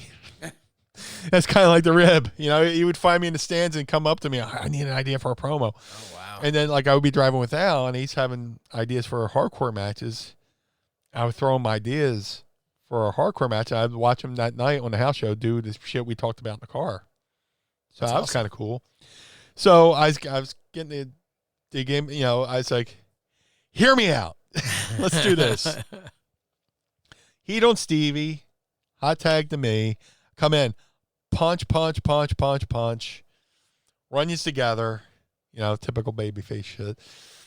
And then because I'm in there with two guys who are way larger than me, so I shouldn't be slamming them around. I shouldn't be doing suplexes. Just throwing haymakers. Mm-hmm. And I wanted to figure a way for Viscera. I forget. Midian was a legal man, but Viscera was in for the tag still. And I was like, fuck, I can't bump him. How do I incapacitate Viscera for a second? So that's where I came up with the, run their heads together, punch, punch, punch. And they're not bumping, but they're staggering, because they're way bigger than I am. They shouldn't be bumping for me. Boom, boom, boom, boom. Run their heads together. Viscera kind of stumbles backwards into the ropes to regain himself. I said, Midian, I'll shoot you into the ropes. You reverse. Go for a backdrop. I'll give you a couple shots to the back of the head. I'll set you up for a rude awakening, which when I did Rick Rude did the rude awakening, he would fall to his ass with the neck breaker. I like to do the same setup, but we both take the back bump. Mm-hmm. So I was like, I'll go for the neck breaker, go for the back bump. But at this time, Viscera had been settled into the ropes right next to where we're going to do it. I said, Viscera, you come, and as we're getting ready to go down for the neck breaker, you come up and just dive on me. So as I'm hitting the neck breaker, he's coming down with this big 747 splash, like one man gang. So very cool. Boom, boom, boom. Run their heads together. He runs up. I go to shoot Midian. He reverses. He goes for the backdrop. I hit him in the back of the head. Whoop. And then as we're going down, all perfectly timed. Like me and Midian's legs kick out at the same time to go take the back bump. Viscera's touching me. And he follows me all the way down to the mat. So it looks like, kaput, awesome, split. Yeah. We hit that. Midian rolls out of the way. Referee turns around, sees Viscera on top of me. 1, 2, 3. And that was the end of the match. So we go back to the locker room, and show was in Florida, and Pat was backstage. Mm-hmm. And he goes, who come up with that finish? And they all pointed to me. I go, I did. He goes, very creative. And that was the only, if you're going to get a compliment on a finish. Yeah. Wow. To get a compliment from the best finishmen in the business.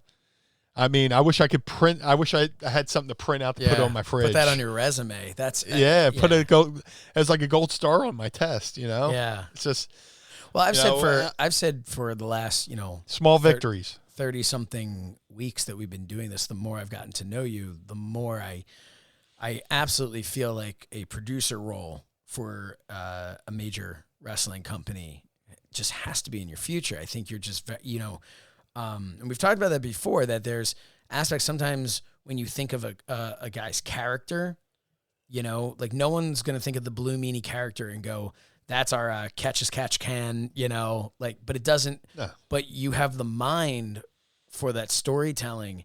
I think you should have that. And, while my opinion might not carry a ton of weight, to know that Pat Patterson once gave you a credit for being creative in a finish, that really is, that's. I think, and I think me and Pat have more interaction at the Cauliflower Alley conventions than we did in WWE. So, like, the two interactions I had with Pat really impacted me. Him saying, go get your gear, which led to me having a really good run on the house show loop and made it more affordable for me to take care of my family. That's important. And then just that one off chance that, the veterans in the room let me have call on the finish. And then Pat goes, who come up with that finish? They all pointed to me. He goes, very creative. I like that. That was worth its weight in gold, Yeah. I want to say Vero Beach, Florida. I want to say that because that's like the fake home. I don't know if it's fake hometown, but I remember Terry Taylor always being from Vero Beach, Florida. I think we were in Vero Beach, Florida, which is like western Florida, and it's like an hour south. Either Vero Beach or Sarasota. But it was a house show, and Pat was there because it's Florida, and he lives in Florida. Just like how Vince always showed up at the Garden. He didn't show up at the other house shows, but he always showed up for Boston Garden. Not Boston Garden, Madison Square Garden. Yeah, duh. He's a big fan of Boston Garden. But Boston Market. But no, we just, obviously from our show and from us personally, our condolences to the friends and family and the fans of Pat Patterson. We lost a true giant in this business, and it's also worth noting. He has his book Accepted. And it was the worst kept secret in wrestling that Pat Patterson was gay. But to be gay today has a hell of a lot of struggles. To be gay in the wrestling business in the 70s, in the 80s, in the he was, I'm trying to remember exactly when it was. I believe it was on the Legends House. Yes. Yeah. He was quoted as saying, I'm sorry if I'm saying it wrong, but I believe he said, I survived. I'm gay and I survived. Yeah. And that is something that, there are plenty of people now. There's so much more representation, outward representation in professional wrestling now, which is great. But that guy, for all the things he did, there's a section of the business that he absolutely pioneered in being. There's a whole wing of a Hall of Fame that should be dedicated to him. Oh, God, absolutely. If they ever eventually get around to building it. Yep. But yeah, so I just, there's also a video. There's a documentary that goes along with the book. I think that's also called Accepted. It might have been on YouTube for a little bit, or it might be on the WWE Network. But it's very good. Shout out to Bertrand Hebert, who wrote Accepted for Pat. He also did the Andre the Giant book with Pat LaPrade. I know, I'm sure I'm butchering their fucking names. But doing better than I would. Great folks, great historians, great documentarians. And, I'm a big mark for documentaries. Yes. I'd rather watch a documentary over a real movie. Which I just watched the documentary on Sweet Daddy Siki, which was really good. Oh, yeah? Which Greg Oliver from Kano Wrestling just put over. I thought it was a new one, but it's from 2017. But not to get off Pat here, but Pat, great mind, great finish guy, great wrestler. And to be, like you said, I remember something that really annoyed me Pat came out on Legends House and said, "I'm gay," right? And people were like thinking there was like a publicity stunt, like, but that was like the first time Pat had actually verbalized it. Yeah. People knew he was gay. Of course. And people in the business absolutely knew he was gay. People absolutely in the business knew he was gay. I remember in the Attitude Era, Jim Ross, when the Stooges were out dancing, Pat Patterson like ripped his shirt off. He said something like, and guys, he's single or something like that. It was always little like tongue-in-cheek type stuff. There's a moment like I forget, we're at Raw or one of the TVs, and Pat was helping somebody to the back, and all the old timers at the monitor were like, "Pat, grab his ass," or something like that, because and that's but that's the thing that ribbing, for Legends House, that was a big thing for him to actually come out, verbalize it. And I'm sorry that wasn't a big enough thing for the people who had comments about it, but it was a big thing for him. Well, they were like, they're doing this for publicity to get people to look at it. We already know he's. Well, look, you might like. Look, I love wrestling fans. I love smart marks or whatever you want to call them. But just because a small section of the wrestling business knows, doesn't mean the casual fan knows. Doesn't mean there's a reason why smart marks are called smart marks, because they're and this sounds horrible. They're like the small section. There's like they're a small community within a larger community, but there's this larger community that doesn't know all the inner workings of some of the fans do. Yeah, those smart marks are special because they know more history, and obviously, whereas the casual fan might not know a lot of things. The smart mark community has grown with the internet, and unfortunately, there's a lot of misinformation out there too. I mean, smart mark has become kind of there's a negative connotation to it because people are just that's the biggest. Everyone wants to know everything about the wrestling business. I was always that way as a kid. I wanted to know everything, but it's natural. Yeah, it's natural to want to know. It's why you like documentaries. You want to know everything about a subject. There's nothing wrong with that. The problem is you've got all these people who think they know everything, speak as experts, and have no idea what the hell they're talking about. There's a favorite lyric I always use. It's a Nirvana song. I want to say it's Lithium. And the lyric goes, He's the one who likes all our pretty songs, and he likes to sing along, and he likes to shoot his gun, but he don't know what it means." Yep. There's a section of fans. They'll say, "Oh, he's being buried. He needs a push." Yep. This guy getting job. "Oh, you're a jobber," and they don't use it in the right context. It's just like, Well, but I'm not mad. I'll never. And I feel like I've said this on the show before. We've had a conversation. There was this guy that I used to watch wrestling with. He was a friend of a friend, and he would come along with everybody else. And good dude, nice guy, but a super nice guy. Yeah, nice guy, nice guy.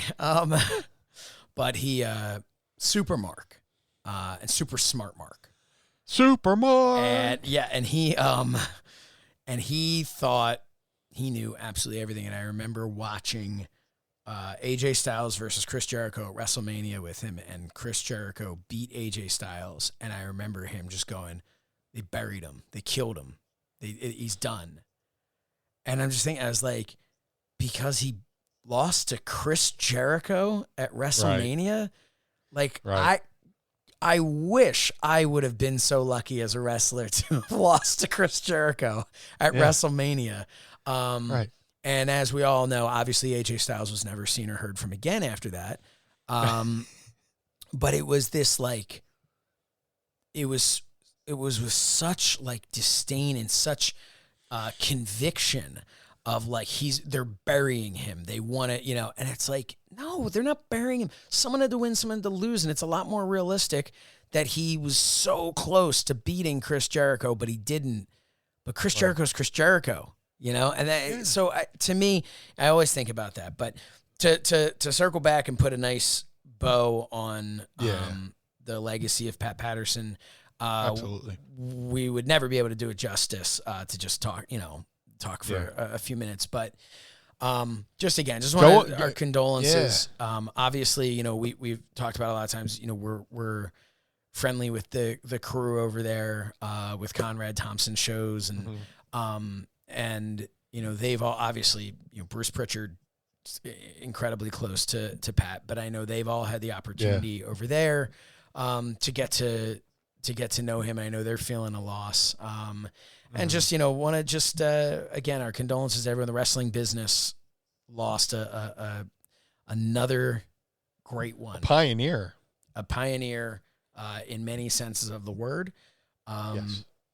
And with that, Meanie, I think we're gonna go throw to a commercial, and when we come back, maybe we'll ask Meanie anything. How's that sound? Sounds great. The best there is, the best there was, the best there ever will be. If you want in on the best wrestling tees in the business, Homage has you covered. All the styling, profiling, limousine riding looks from the rings of yesterday and today in super soft fabric and comfortable fits you can't get enough of. Yeah, that's right, man. I've been a fan of Homage for years. I've been wearing their shirts for years. Everything from pro wrestling to pop culture. And, dude, I get so many reactions out and about in the wild when I'm wearing my Dusty Rhodes shirt, or I'm wearing I'm a Funker shirt, or my old school ECW shirt. Homage makes shirts that are comfortable and stylish and definitely retro, which is the thing I've loved about them for years. Mind of the Meanie listeners, you can use the coupon code MEANIE for 20% off your first purchase at homage.com. That's HOMAGE.com. Ooh, the homage.com. Freak out! Freak out! Freak out! All right. We'll kick things off here with Andy Slichter asks a question. Oh, I'm sorry. Good. You son of a bitch. What an asshole I am. You still not. Meanie, are you ready? For the grind. It's time to ask Meanie anything. It's time to ask Meanie anything. All right. We're going to kick things off here with Mr. Andy Slichter writes, how many McRibs have you had since they have come back out? Oh, son of a bitch. I'm fucking slacking. Oh, I haven't had any. No? There's dude, shout out to, there's this great fucking place in South Philly called Nick's Charcoal Pit. And they make a boneless spare rib sandwich, which we call the McFib, you know, because it's like the McRib, but it's like, well, it's funny because it's real meat. You know, I don't know what the McRib is, but you know, but we buy from Nick's Charcoal Pit and we put our own like pickles and onions on there and stuff like that. But the actual real life McRib, I haven't yet. I know I'm slacking because I know Roadkill's keeping a running count on his Facebook page. I think he's up to 5. But yeah, I'm sorry, Slichter. Yeah, son of a bitch. That's really maybe after disappointing. this episode we'll run and get one. Someone had asked before we went on the air. Yes. Someone had asked us a question. Yeah. Okay, so it's A Bales 8 said I'm still marked out from Impact AEW combo. Meanie, did you ever have a relationship with Impact? Briefly. I think I was on their 4th episode ever. Of the TNA? Was that like the pay-per-view days? Yeah. I ran in and I DDT'd Francine. And this is why I still kind of like the blue boy look. Yeah. Skinny Meanie. And yeah, I did a quick run in and DDT'd Francine, but that was about it. Wow. I tried to work with him, but I always kept getting the brush off, you know. And I think it was more had to do, like if I was that within driving distance, I could probably worked with them more, but I was more of a flight. And even then, there were. I'm not talking shit here when I say this, but it's just like they're kind of like cheapskate with the flights. Where, hey, Meanie, can you drive down to Baltimore, fly out of Baltimore to save us a couple bucks, kind of thing. And I think it was more of a Hogan financial had to thing. get paid, so. Well, that was much later on. Yeah, that was a couple years down the line. But this is this is episode 4 and 5. I went to. Well, and that's the thing. I mean, they really were. I went to one, and then they actually put me on the other. Okay. So it's like it was a weird shoestring budget, I think, back then. Yeah. But, what's with any promotion? Well, you know. Well, you know. So, talking about that, Impact AEW, this question comes from Josh on Patreon. Yes. What do you think about that? The AEW Impact working together. Kenny Omega is the new AEW champion and left with Don Callis, a guy you know, and left with him. Don Callis says, we'll see you Tuesday on Impact. Yeah. What do you think? Well, it's definitely a win for the fans. And hopefully it's done right. It's a win for Impact. I'm not sure what AEW gets out of it other than, I mean, look, they've already had amazing talent, but now this does open the door for other talent. Impact, I mean, AEW's definitely got the hotter hand right now. Because, I mean, they're on TNT with the TNT deal. And they're a major... They seem to have the most momentum out of all the companies right now. Yeah. With their feud with NXT, which I like both. I like all promotion. I like all wrestling. Impact's a little bit hard for me just because, like I said, I don't have cable. It's also their setup right now. I found it, it's always difficult when there's just closed set. I agree 100% with them doing it. Love the fact that they're doing it. Yeah. But it's tough because it is. Fans are such an important part. Yep. But I will say, I know a lot of people over at Impact. Their current world champion, Rich Swann, is, we've talked about in the past. He was my last match and is a good friend of mine. And it makes you de facto champion? It makes you, I'm, as they call it, I am a, what did I say on So Says Shernoff? Honorary Impact World Champion. Yes. 100%. Yes. Well, look. That's what I facts are facts. Yes. But I am excited at the idea of a guy like Rich getting that opportunity to leapfrog to being, I mean, if you have two companies kind of face to face, well, shouldn't the Impact World Champion have something to say about the AEW World Champion showing up? And, I don't know if that's how they're going to do it. Maybe they'll, maybe they have other plans in mind, but I'm just hoping that this is going to be a great rub for people like that. For guys, Brian Myers is there. And he's so good that, I would love to see all of this talent get that exposure. And I understand so many of these people were in WWE, and so it's not like people don't know who they are. But it's a different audience. It's a different network. I like the idea of the Impact people getting that exposure and maybe giving Impact that opportunity to grow again and go back to what they were in their heyday. So when things do return, people do want to go there because they are familiar with the product. And I'm hoping that Impact's going to put their best foot forward. I know the talent that's going to be on the show on Tuesday. There's no way that they're not going to do everything and anything in their power to put on the absolute best performance of their life, because you've got everyone from who is not going to tune into Impact, who's an AEW fan. Well, they kind of got the ball rolling too early on this with the NWA Women's title being defended on AEW TV as well. So, but you know what? Is it getting the ball rolling too early? But here's what I like about that. Don Callis showed up while you and I were doing alternative commentary. Yeah. And we noticed Don Callis was there. And he was there just for the match. Oh, I'm here for Kenny Omega. He's a great friend. I'm going to, it's an important match for him. Let's see what happens. Is he going to win that number one contenders match for the world title? He invited me here. I'm happy to be here. Oh, he's from Impact. Everyone's happy. We're Winnipeggers. Yeah. And then Don Callis is gone and everyone's like, that's kind of cool. They're working together. That's pretty fun. And then there he is again. Didn't even think twice about it. I thought to myself, Oh, cool. Well, okay. Again, they're building up this. Kenny Omega's got his buddy. And obviously, there's a nice working relationship, and Omega's there. Meanwhile, the seed had been planted. Yeah, and then it's like all of a sudden, and then just say, we'll see you on Impact on Tuesday. I was like, holy shit, because in a lot of ways, this is the closest to like an NWO invasion that you could possibly have, because it's a real company. These are two very real companies. NWO. Well, I'll go a little deep. I want to go a little deeper on that. Go as deep as you can. It's the closest to like a territorial system that you can possibly have, because, back in the day when there was the territory system, you can work in one territory, go to the next territory, do this, that, the other thing.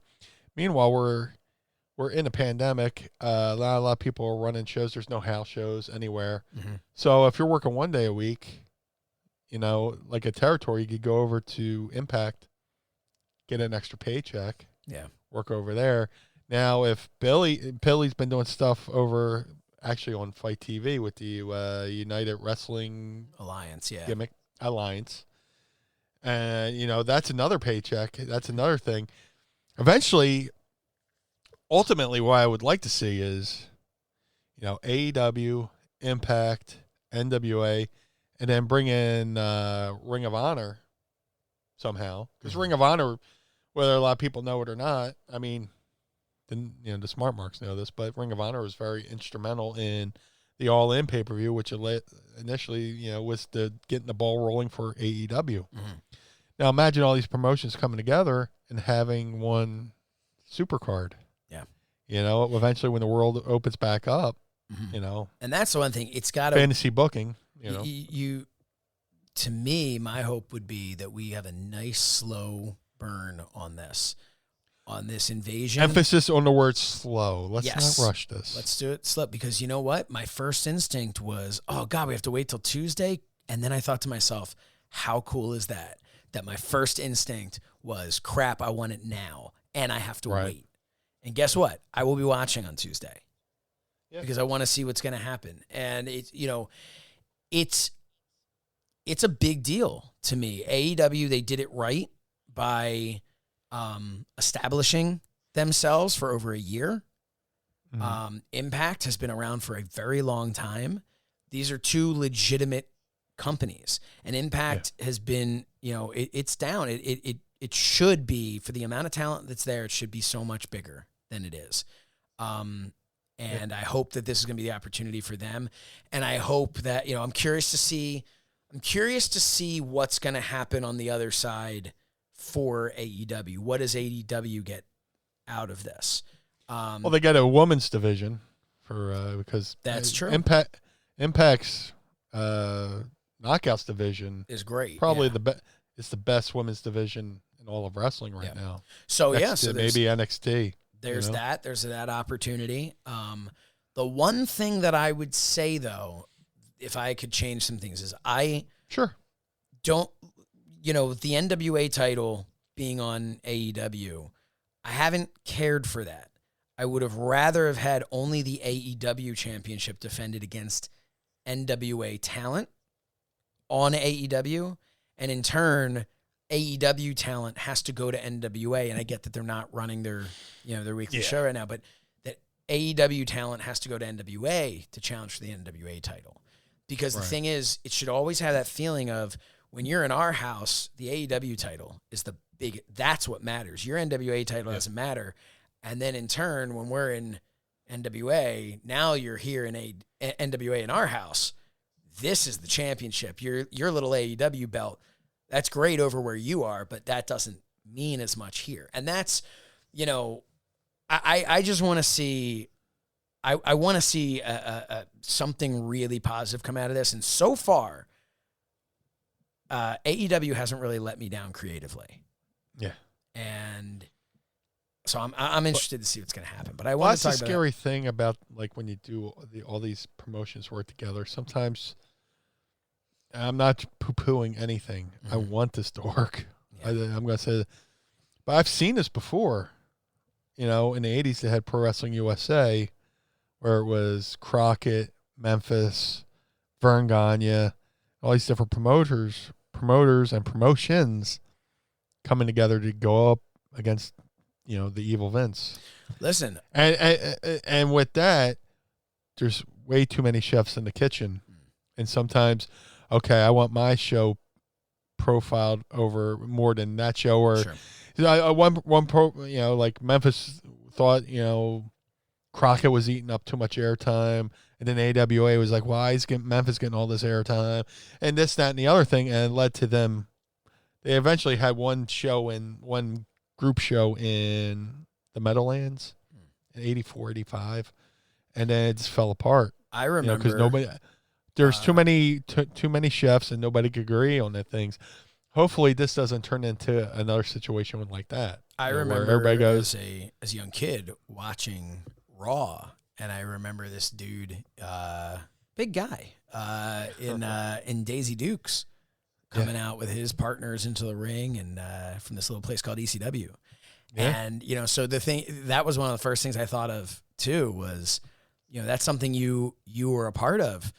In a lot of ways, there are a lot of similarities. Impact having some sort of, interaction with AEW, similar to like ECW showing up on Raw. And, there's parallels that can be drawn between that. And it's, again, it's one of those things where you wonder what did WWE get out of that? We know what ECW got out of that. They got to promote their pay-per-view. They got, what did WWE get other than trading some talent and creating a nice relationship as like almost like not quite a developmental, because ECW was its own, big thing, but there was absolutely a developmental aspect of like I don't know how to, not developmental, maybe more of like the minor leagues, like baseball, right? Like, so it's more of like the minor league where they could call them up at some point. Yeah. So, well, as Vince said in the, because we were just watching Rise and Fall ECW the other night, Vince said, he's like, we were doing these shows in Philly and people are chanting ECW, and why not give these guys a little bit of a rub and bring them up? Had it been people chanting WCW, I wouldn't have gave any credence to helping WCW out, but there's this other brand, and, Paul had worked for Vince Sr. and worked with Vince Jr., so there's always that connection there. Yeah. But, it was his way of thinking of,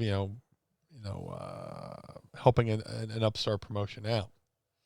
So, Sean, another thing people don't realize is, might not know, like we did that invasion, and, it was beneficial to ECW. It was also beneficial to WWE. What a lot of people don't realize is there was a tour of Germany, and there's a lot of talent that they didn't have for Raw that were overseas on the Germany tour. Filled in there, yeah. So we came in and, we helped them fill in some gaps with, our, they were, they needed, talent. So we came in and we gave them some entertainment, and they gave us a rub for our upcoming pay-per-view. Johnny Rassel and Sean Jones basically coming at us with the same thing. Johnny writes, what was your guys' reaction to Sting's AEW debut? Sean was lightening the mood, saying pretty much in his best Tony Schiavone, it's Sting! How awesome was that? And it's looking like most of the AEW talent didn't know Sting was coming. They really didn't. I mean, it was pretty... I'm buddies with one of the guys who's works in their social media over there. And, I mean, I know he had said, he's like, do you have any idea how much I had to bite my tongue on this when they're just, going over their production meeting and their notes, and they're like, yeah, and then when Sting gets to, to the go position, and it's like, what? Wait, who? So yeah, imagine being Ryan at Pro Wrestling Tees, who had to ship him all the T-shirts to sell that night. Oh God, yeah. He probably had to bite his lip. Yeah, seriously. But yeah, what do you think of that? That's great. Sting's an asset to the business. Hopefully, it's done smartly, if that's a word. Hopefully they keep him, dribs and drabs, doing appearances, doing stare downs, stuff like that. Eventually, if it comes to some kind of match, hopefully it's like more of a tag team match or a 6-man tag kind of thing where I don't think a one-on-one is necessary. Everybody wants to see the Sting hot tag, you know? Yeah, I don't think a one-on-one is necessary. Yeah. There's no one in there where you're just like, oh, it's not like the whole Sting Undertaker where it was always, we need Sting Undertaker, we need Sting Undertaker. This is something where if you could have him involved doing something with Cody, something with a Darby Allin like they teased, you know, there's such benefit, there's such history between all these people. Seeing him and Arn Anderson, you know, I mean, the last time Sting was on TNT 18 years ago, was 18 plus, almost 19 years ago. Almost 20 years ago. I think they said 19 they said 8. years. I think they said 18, but it was not actually 19. Yeah, but it was 2000. Well, that's like how me and Mrs. 2001. Meanie been saying. Me and Mrs. Meanie said we've been together for 15 years for the last 3 years. So, but it's. I mean, the last time he was on there was him and Ric Flair. That's the last match on Nitro. Before it literally faded to Raw. You know, and now like it kind of felt like having Sting there made it like the true successor to WCW. Which we've always known that's what this is in a lot of ways, but it really felt that way to me. I'm excited for it. Mark in Drayden writes, we all have best announced team list. Let's hear Meanie's worst list. What's the worst announced team you can think of? What's his name? Art Donovan from the King of the Ring pay-per-view. Art Donovan with Herb Abrams. And who else can we have in there? So you're going with like making I'll spare the audience. I'll keep it to a 2-man booth. Okay. There've been some bad ones. Hey, that guy's pretty big. What do you think he weighs? that's my Art Donovan. It was so bad. And then what's his name from the original Raw team? Oh my God, yeah. It was Vince, Macho, and it's a comedian. God, what the hell's his name? Come on, squad, help us out here. And there was the other guy we were talking about, Matt Harvey. Oh God, yeah, Adam Lay. But Adam Lay had Mike Adamle. But I mean, years later you find out that he had like brain damage and like stuff like that, and it's like so so like unfortunate. Feel like a heel now. No, you should feel like a real asshole. But good. But that was, I mean, he just did not fit in that world, and I don't know that had anything to do with He was accomplished in other sports, but this wrestling. It just didn't. It's a different thing. It's a different thing. It is. I got on the tip of my tongue this other. What the hell was his name? Oh my God. The original Raw. Yeah, the original Raw. It was Vince McMahon, Macho Man Randy Savage, and I want to remember. Of a bitch. I want to remember it without looking it up, but I don't know. It'll come to me. What a drag it is getting older. Yeah, right. Rob Bartlett, thank you, Andy Slichter. Rob Bartlett. Yeah, no, he's still around. He was the shits. All right, last one here before we take it home. Rai Mauer 5130 writes, with all the promotions and shows out there today, Raw, SmackDown, NXT, AEW Dynamite, Ring of Honor, Impact, if Meanie were able to join any of them, which one would he choose and why? So right now, every single one comes to you with the same offer financially. Everything's the same. It's just straight up, where do you want to go? Give me the list again. Everyone. Raw, SmackDown, NXT, AEW, Ring of Honor, Impact, any promotion out there, everyone comes to you. So we're not talking about money. We're not talking about convenience of travel. We're not just saying the offer is open from everyone for you to make an appearance on their television show. Where are you going? I wouldn't mind doing an AEW show if they came to Philly. I was going to say AEW because that's pretty much one of the only ones that you've never, I mean, you mentioned with Impact that you had even even the slightest appearance, but AEW is the only one you've never had an appearance with. Yeah. Oh, I almost did something for NXT when they were in Philly, but the schedule was fucked up.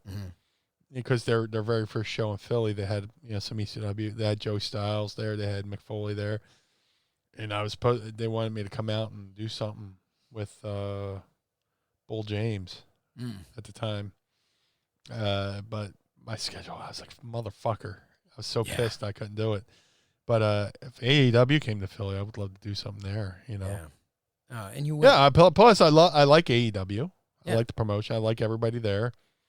Tony's old school ECW. Yeah. He was there when Kiss came out, and he's very knowledgeable. If I could just do like a one night thing, like if they're in Philly and they want to do a tip of the hat to ECW, I would love to. Yeah, I mean, people. You're gonna have to do. So I guarantee you, if somebody says to Tony Khan, "Hey, Meanie wants to stop by and say hello," Tony Khan's gonna be like, "I want him out in the ring in front of the camera because he's a fan and he appreciates what you've done." I want him escorted out of the building. Yeah, I want him out of here immediately. I've heard stories about his flatulence. Yeah. Get the fuck out. Oh, man. And I'll tell you, the Leocora Center. I want to see their catering. Yeah. Catering, when I've been there, every time it's different. Really? And apparently I've heard... Was it like a continental breakfast? What the fuck? No, it's like, because they're catering, it's all based on like local places will bring things in. Oh, good. That's awesome. Yeah. So there was the story of like when Jim Ross walked in and it wasn't, it was like some sort of crab cakes and it wasn't Jimmy's famous seafood. Okay. And he just straight up was just like, I only eat Jimmy's crab cakes, and just left. There you go. Yeah, but if you've had Jimmy's crab cakes, then I need to get to Jimmy's. Dude, you need to get there. Yeah, you do. They had the catering set up at Starcast. They had it at Starcast, but they didn't have crab cakes. They didn't have crab cakes there at Starcast. No. I need to. And they had but even like they had like pasta there. That was good shit. That was really, they're, man. Oh, I partook. Oh, yeah. And then, before I destroyed the Starcast. Yeah, and that's one thing I do want to warn you. I don't know if you've ever had the opportunity to work at the Leocora Center. Yeah. No. But I was there for Dynamite. And I'm like, you know what, man? It's been like a day. I'm kind of whatever. I should really hit the bathroom before the show starts, kind of, go in there. So I'm looking around, and I mean, this was the first, I want to say this is the first Dynamite that I'd been to since the premiere. It was only a few weeks later, and the premiere was this gorgeous, the Capital One Arena in Washington, D.C., and it was like the most like high-end bathrooms everywhere, and they're all like down at the end of the hall, which is like a perfect, I'm always looking for the perfect place, the perfect bathroom. Yeah, it's the perfect place to take a shit. You got to find, even if I don't have to do that. I want to know. I'm scouting it out. I want to make like a coffee table book about it. But I want to find everywhere in the world the best place where you can go. But I will say the Leocora Center, I'm like, where's the bathroom? There was like a plywood door, like, and it was a single, like you open it up and like a family bathroom. You know what I mean? Where you open it up and it's just the toilet and the sink. Yeah. Yeah. And it's positioned right next to there. I like walk over and there's who is there? Jake Hager making himself a cup of coffee next to the bathroom there. I mean, far enough away that it was respectful to the coffee and but close enough that I was not comfortable. This one's a little bit nutty. Close enough that I was not comfortable going into that bathroom, that single bathroom. Because, again, you walk out and that shit lingers, literally. Who are you blaming it on? It's a single. You have to let it linger. Yeah. Oh, man. No, it was cranberries all over the place there. And that's, that's. And nutmeg. Yeah. Oh, dude, that reminds me. I got to go get some nutmeg. Oh. I'm not kidding. Dude, eggnog. I put nutmeg in the eggnog. Yeah, I got to go get eggnog when we get. I've been putting eggnog in my coffee. I've been putting my No, I want eggnog. I'm gonna go get eggnog, and I'm gonna pick up some liqueur because I am sick and tired of. We put up our Christmas tree, and I am sick and tired of that beautiful tree at night and not just drinking some nog in front of the tree. Hog the nog, man. But no, seriously, but anyway, yeah. So back to your story. Long story short, maybe try and get booked at a different venue for AEW because, dude, it is straight up like go position bathroom. Like it'll make its way into the arena. I could imagine this. They set off because they have like the fans going after the pyro. Yeah. And the fans just kind of sucking the smell from the back of the arena out to the audience. Like somebody pulled a fire alarm. You see a mass exit out the front door. Oh, man. Yeah. Dude, I booked in, speaking of taking a shit in Washington. I'm sorry. Can that be the name of the episode? Hey, if you want. Taking a shit in Washington. I'll put a little asterisk. Yeah. Yeah. This is right around the time I'm dieting with Headbanger Mosh's brother, John Warrington. Yeah. Chaz's brother.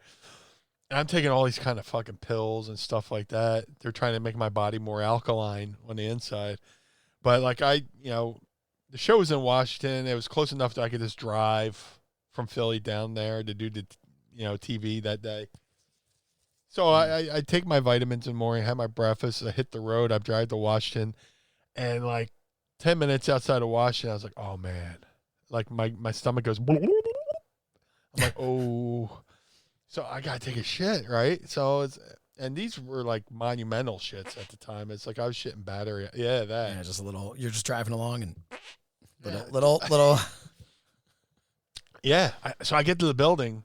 I'm doing the fucking gingerbread man walk with my fucking Pullman.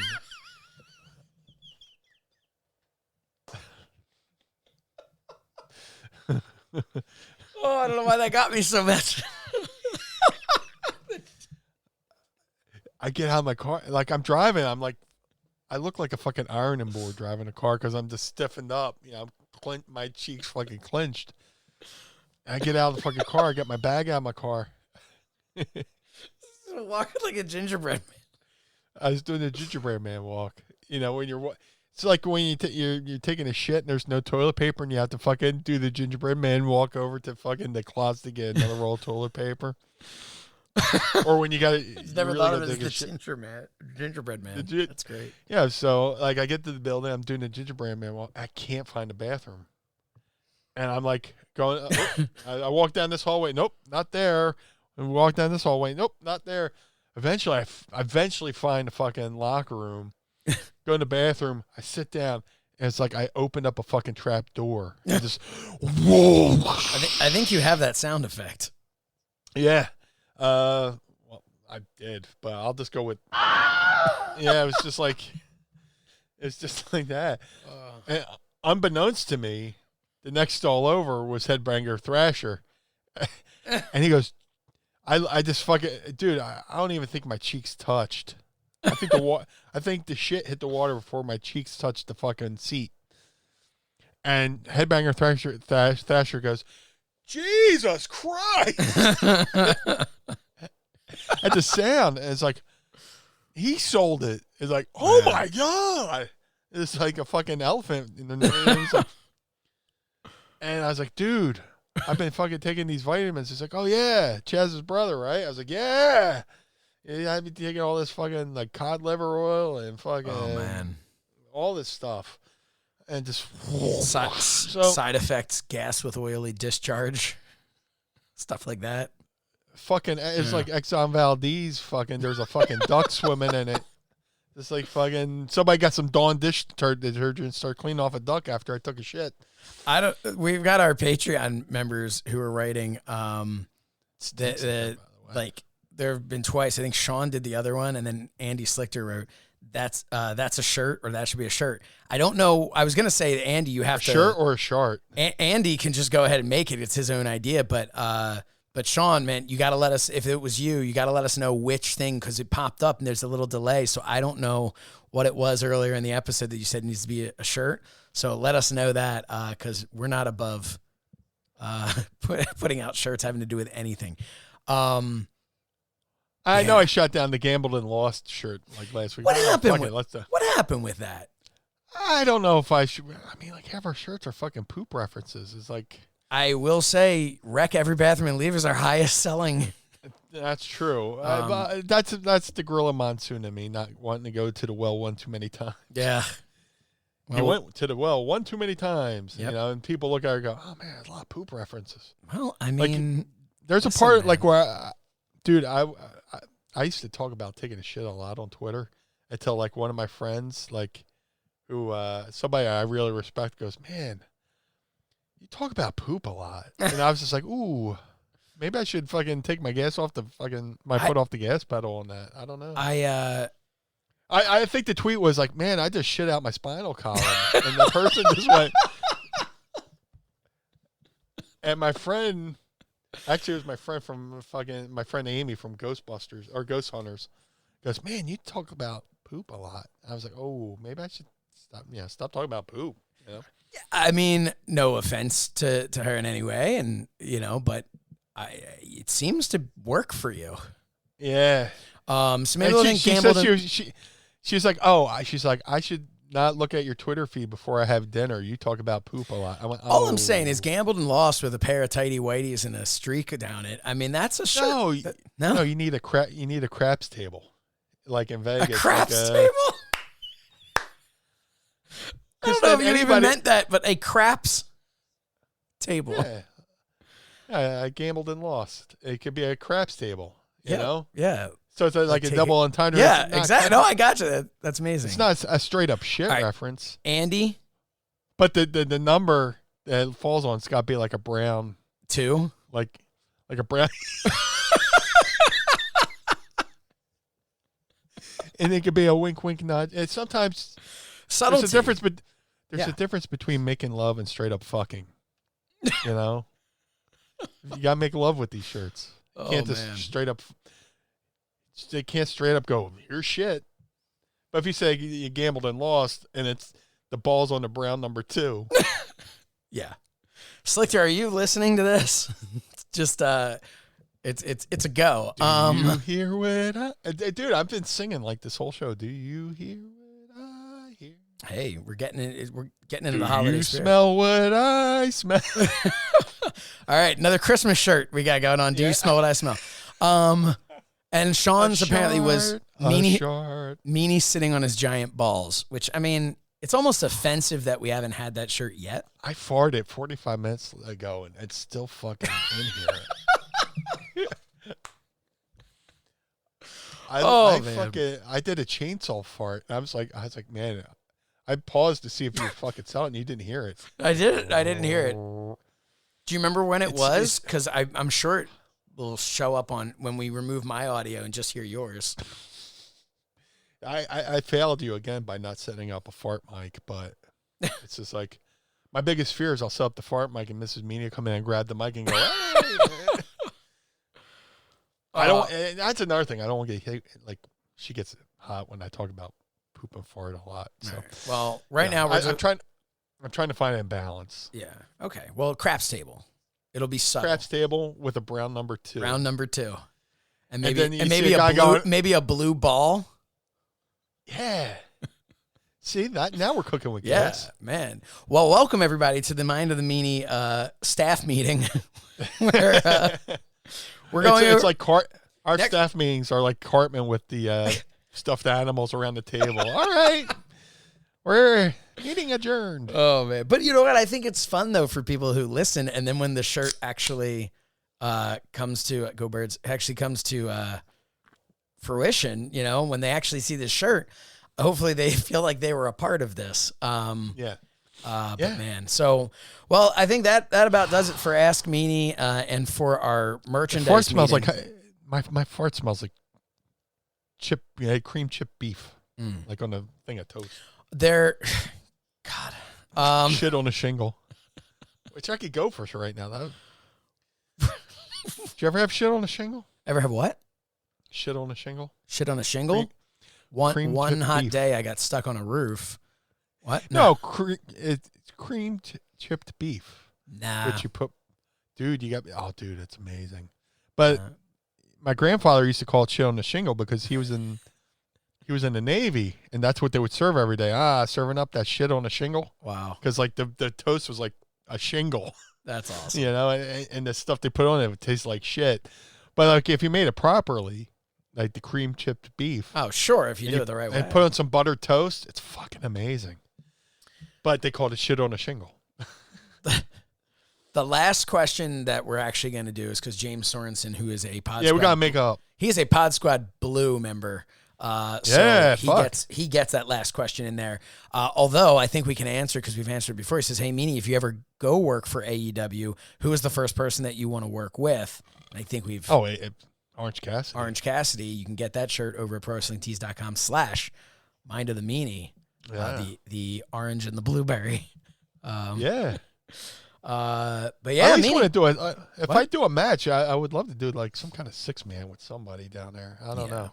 I love tag team wrestling. We'll work on that. We'll figure it out. Yeah, we'll figure it out.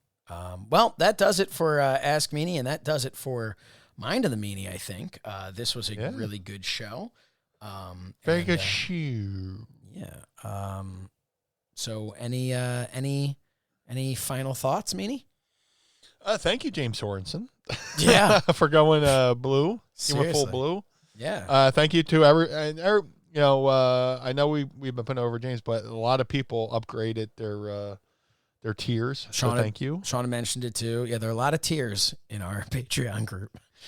Tears for fears. Thank you, everybody. Thank you, and for those who didn't upgrade, thank you. Still, just as much. And thank you to everybody who downloads this for free anyway. I mean, I know, dude. I know it seems like we're pandering to the Patreon folks a lot, and apologies to the people who listen to free because you're just as important. Mm-hmm. You know, everybody's important to this podcast, whether you're blue level on Patreon or downloading free every week. Because I get the feedback and people are like, "Man, this show's makes my Mondays go by so quick."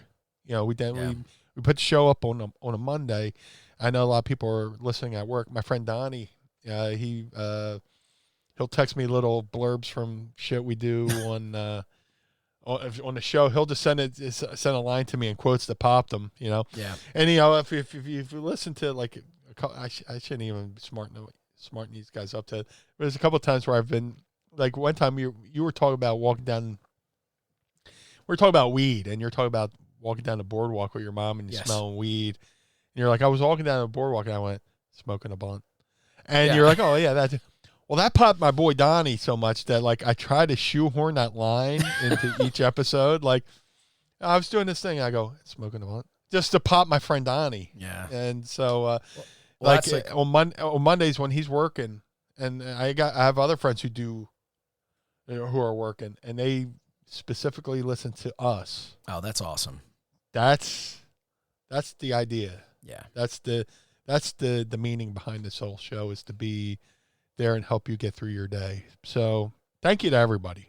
Everybody's important. Like I say on a wrestling show, everybody from Vince down to the people who tear the tickets. Yep. I've been trying to shoehorn something in for 37 weeks, and we talked about it on the Patreon thing. You know, if I talk about pie. Yeah, man. I'll be right up. No, you need it. No. Okay. We're going to try this again if I just say pie. I need you to say, what's that? What's that? Pie? Nah, it didn't work. All right, I've been wanting it so badly, and it just hasn't happened because I do that So I have this thing every time when it's an old inside joke with my friends and everything. And when I remember you talking about, and when my wife, I'm so it's fine. As my grandma would say, I'm Irish and a Taurus, so my grandma would say, you're as thick in the head as a bull in the ass. So sometimes I might not pick up something right away. Go ahead. No, I was just gonna say no.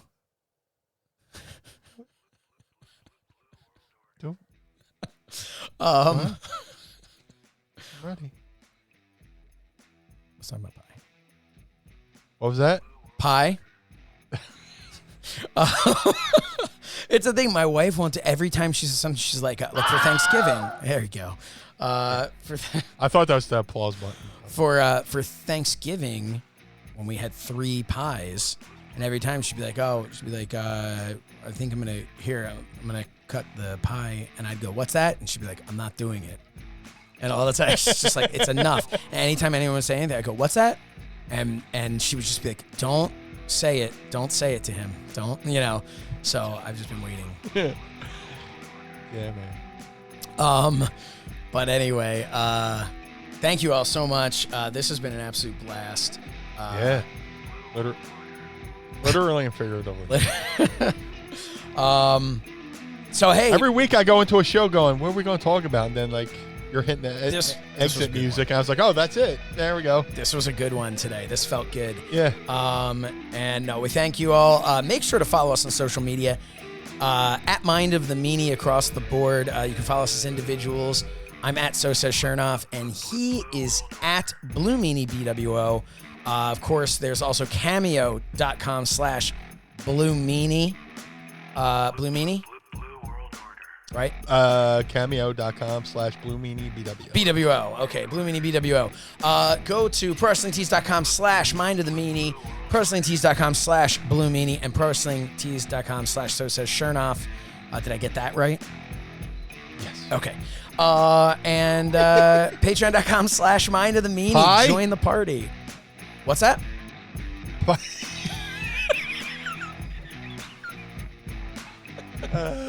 Oh, man. Yes. And I don't know. Oh, buy our toys. Go to cellatoys.net and go on Instagram, JBToys1, and buy our Mind of the Meanie action figures if you haven't yet.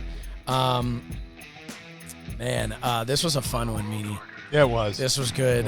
Thank you, everybody, so much for listening. And join us again next Monday and every Monday for another trip into the mind of the Meanie. Blue World Order. The world of MLW radio never stops.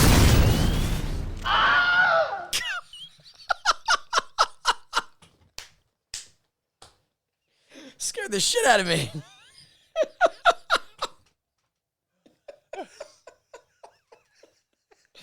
Oh, man. I forgot I switched the fucking Walmart fart over to the Wilhelm scream. Oh, okay.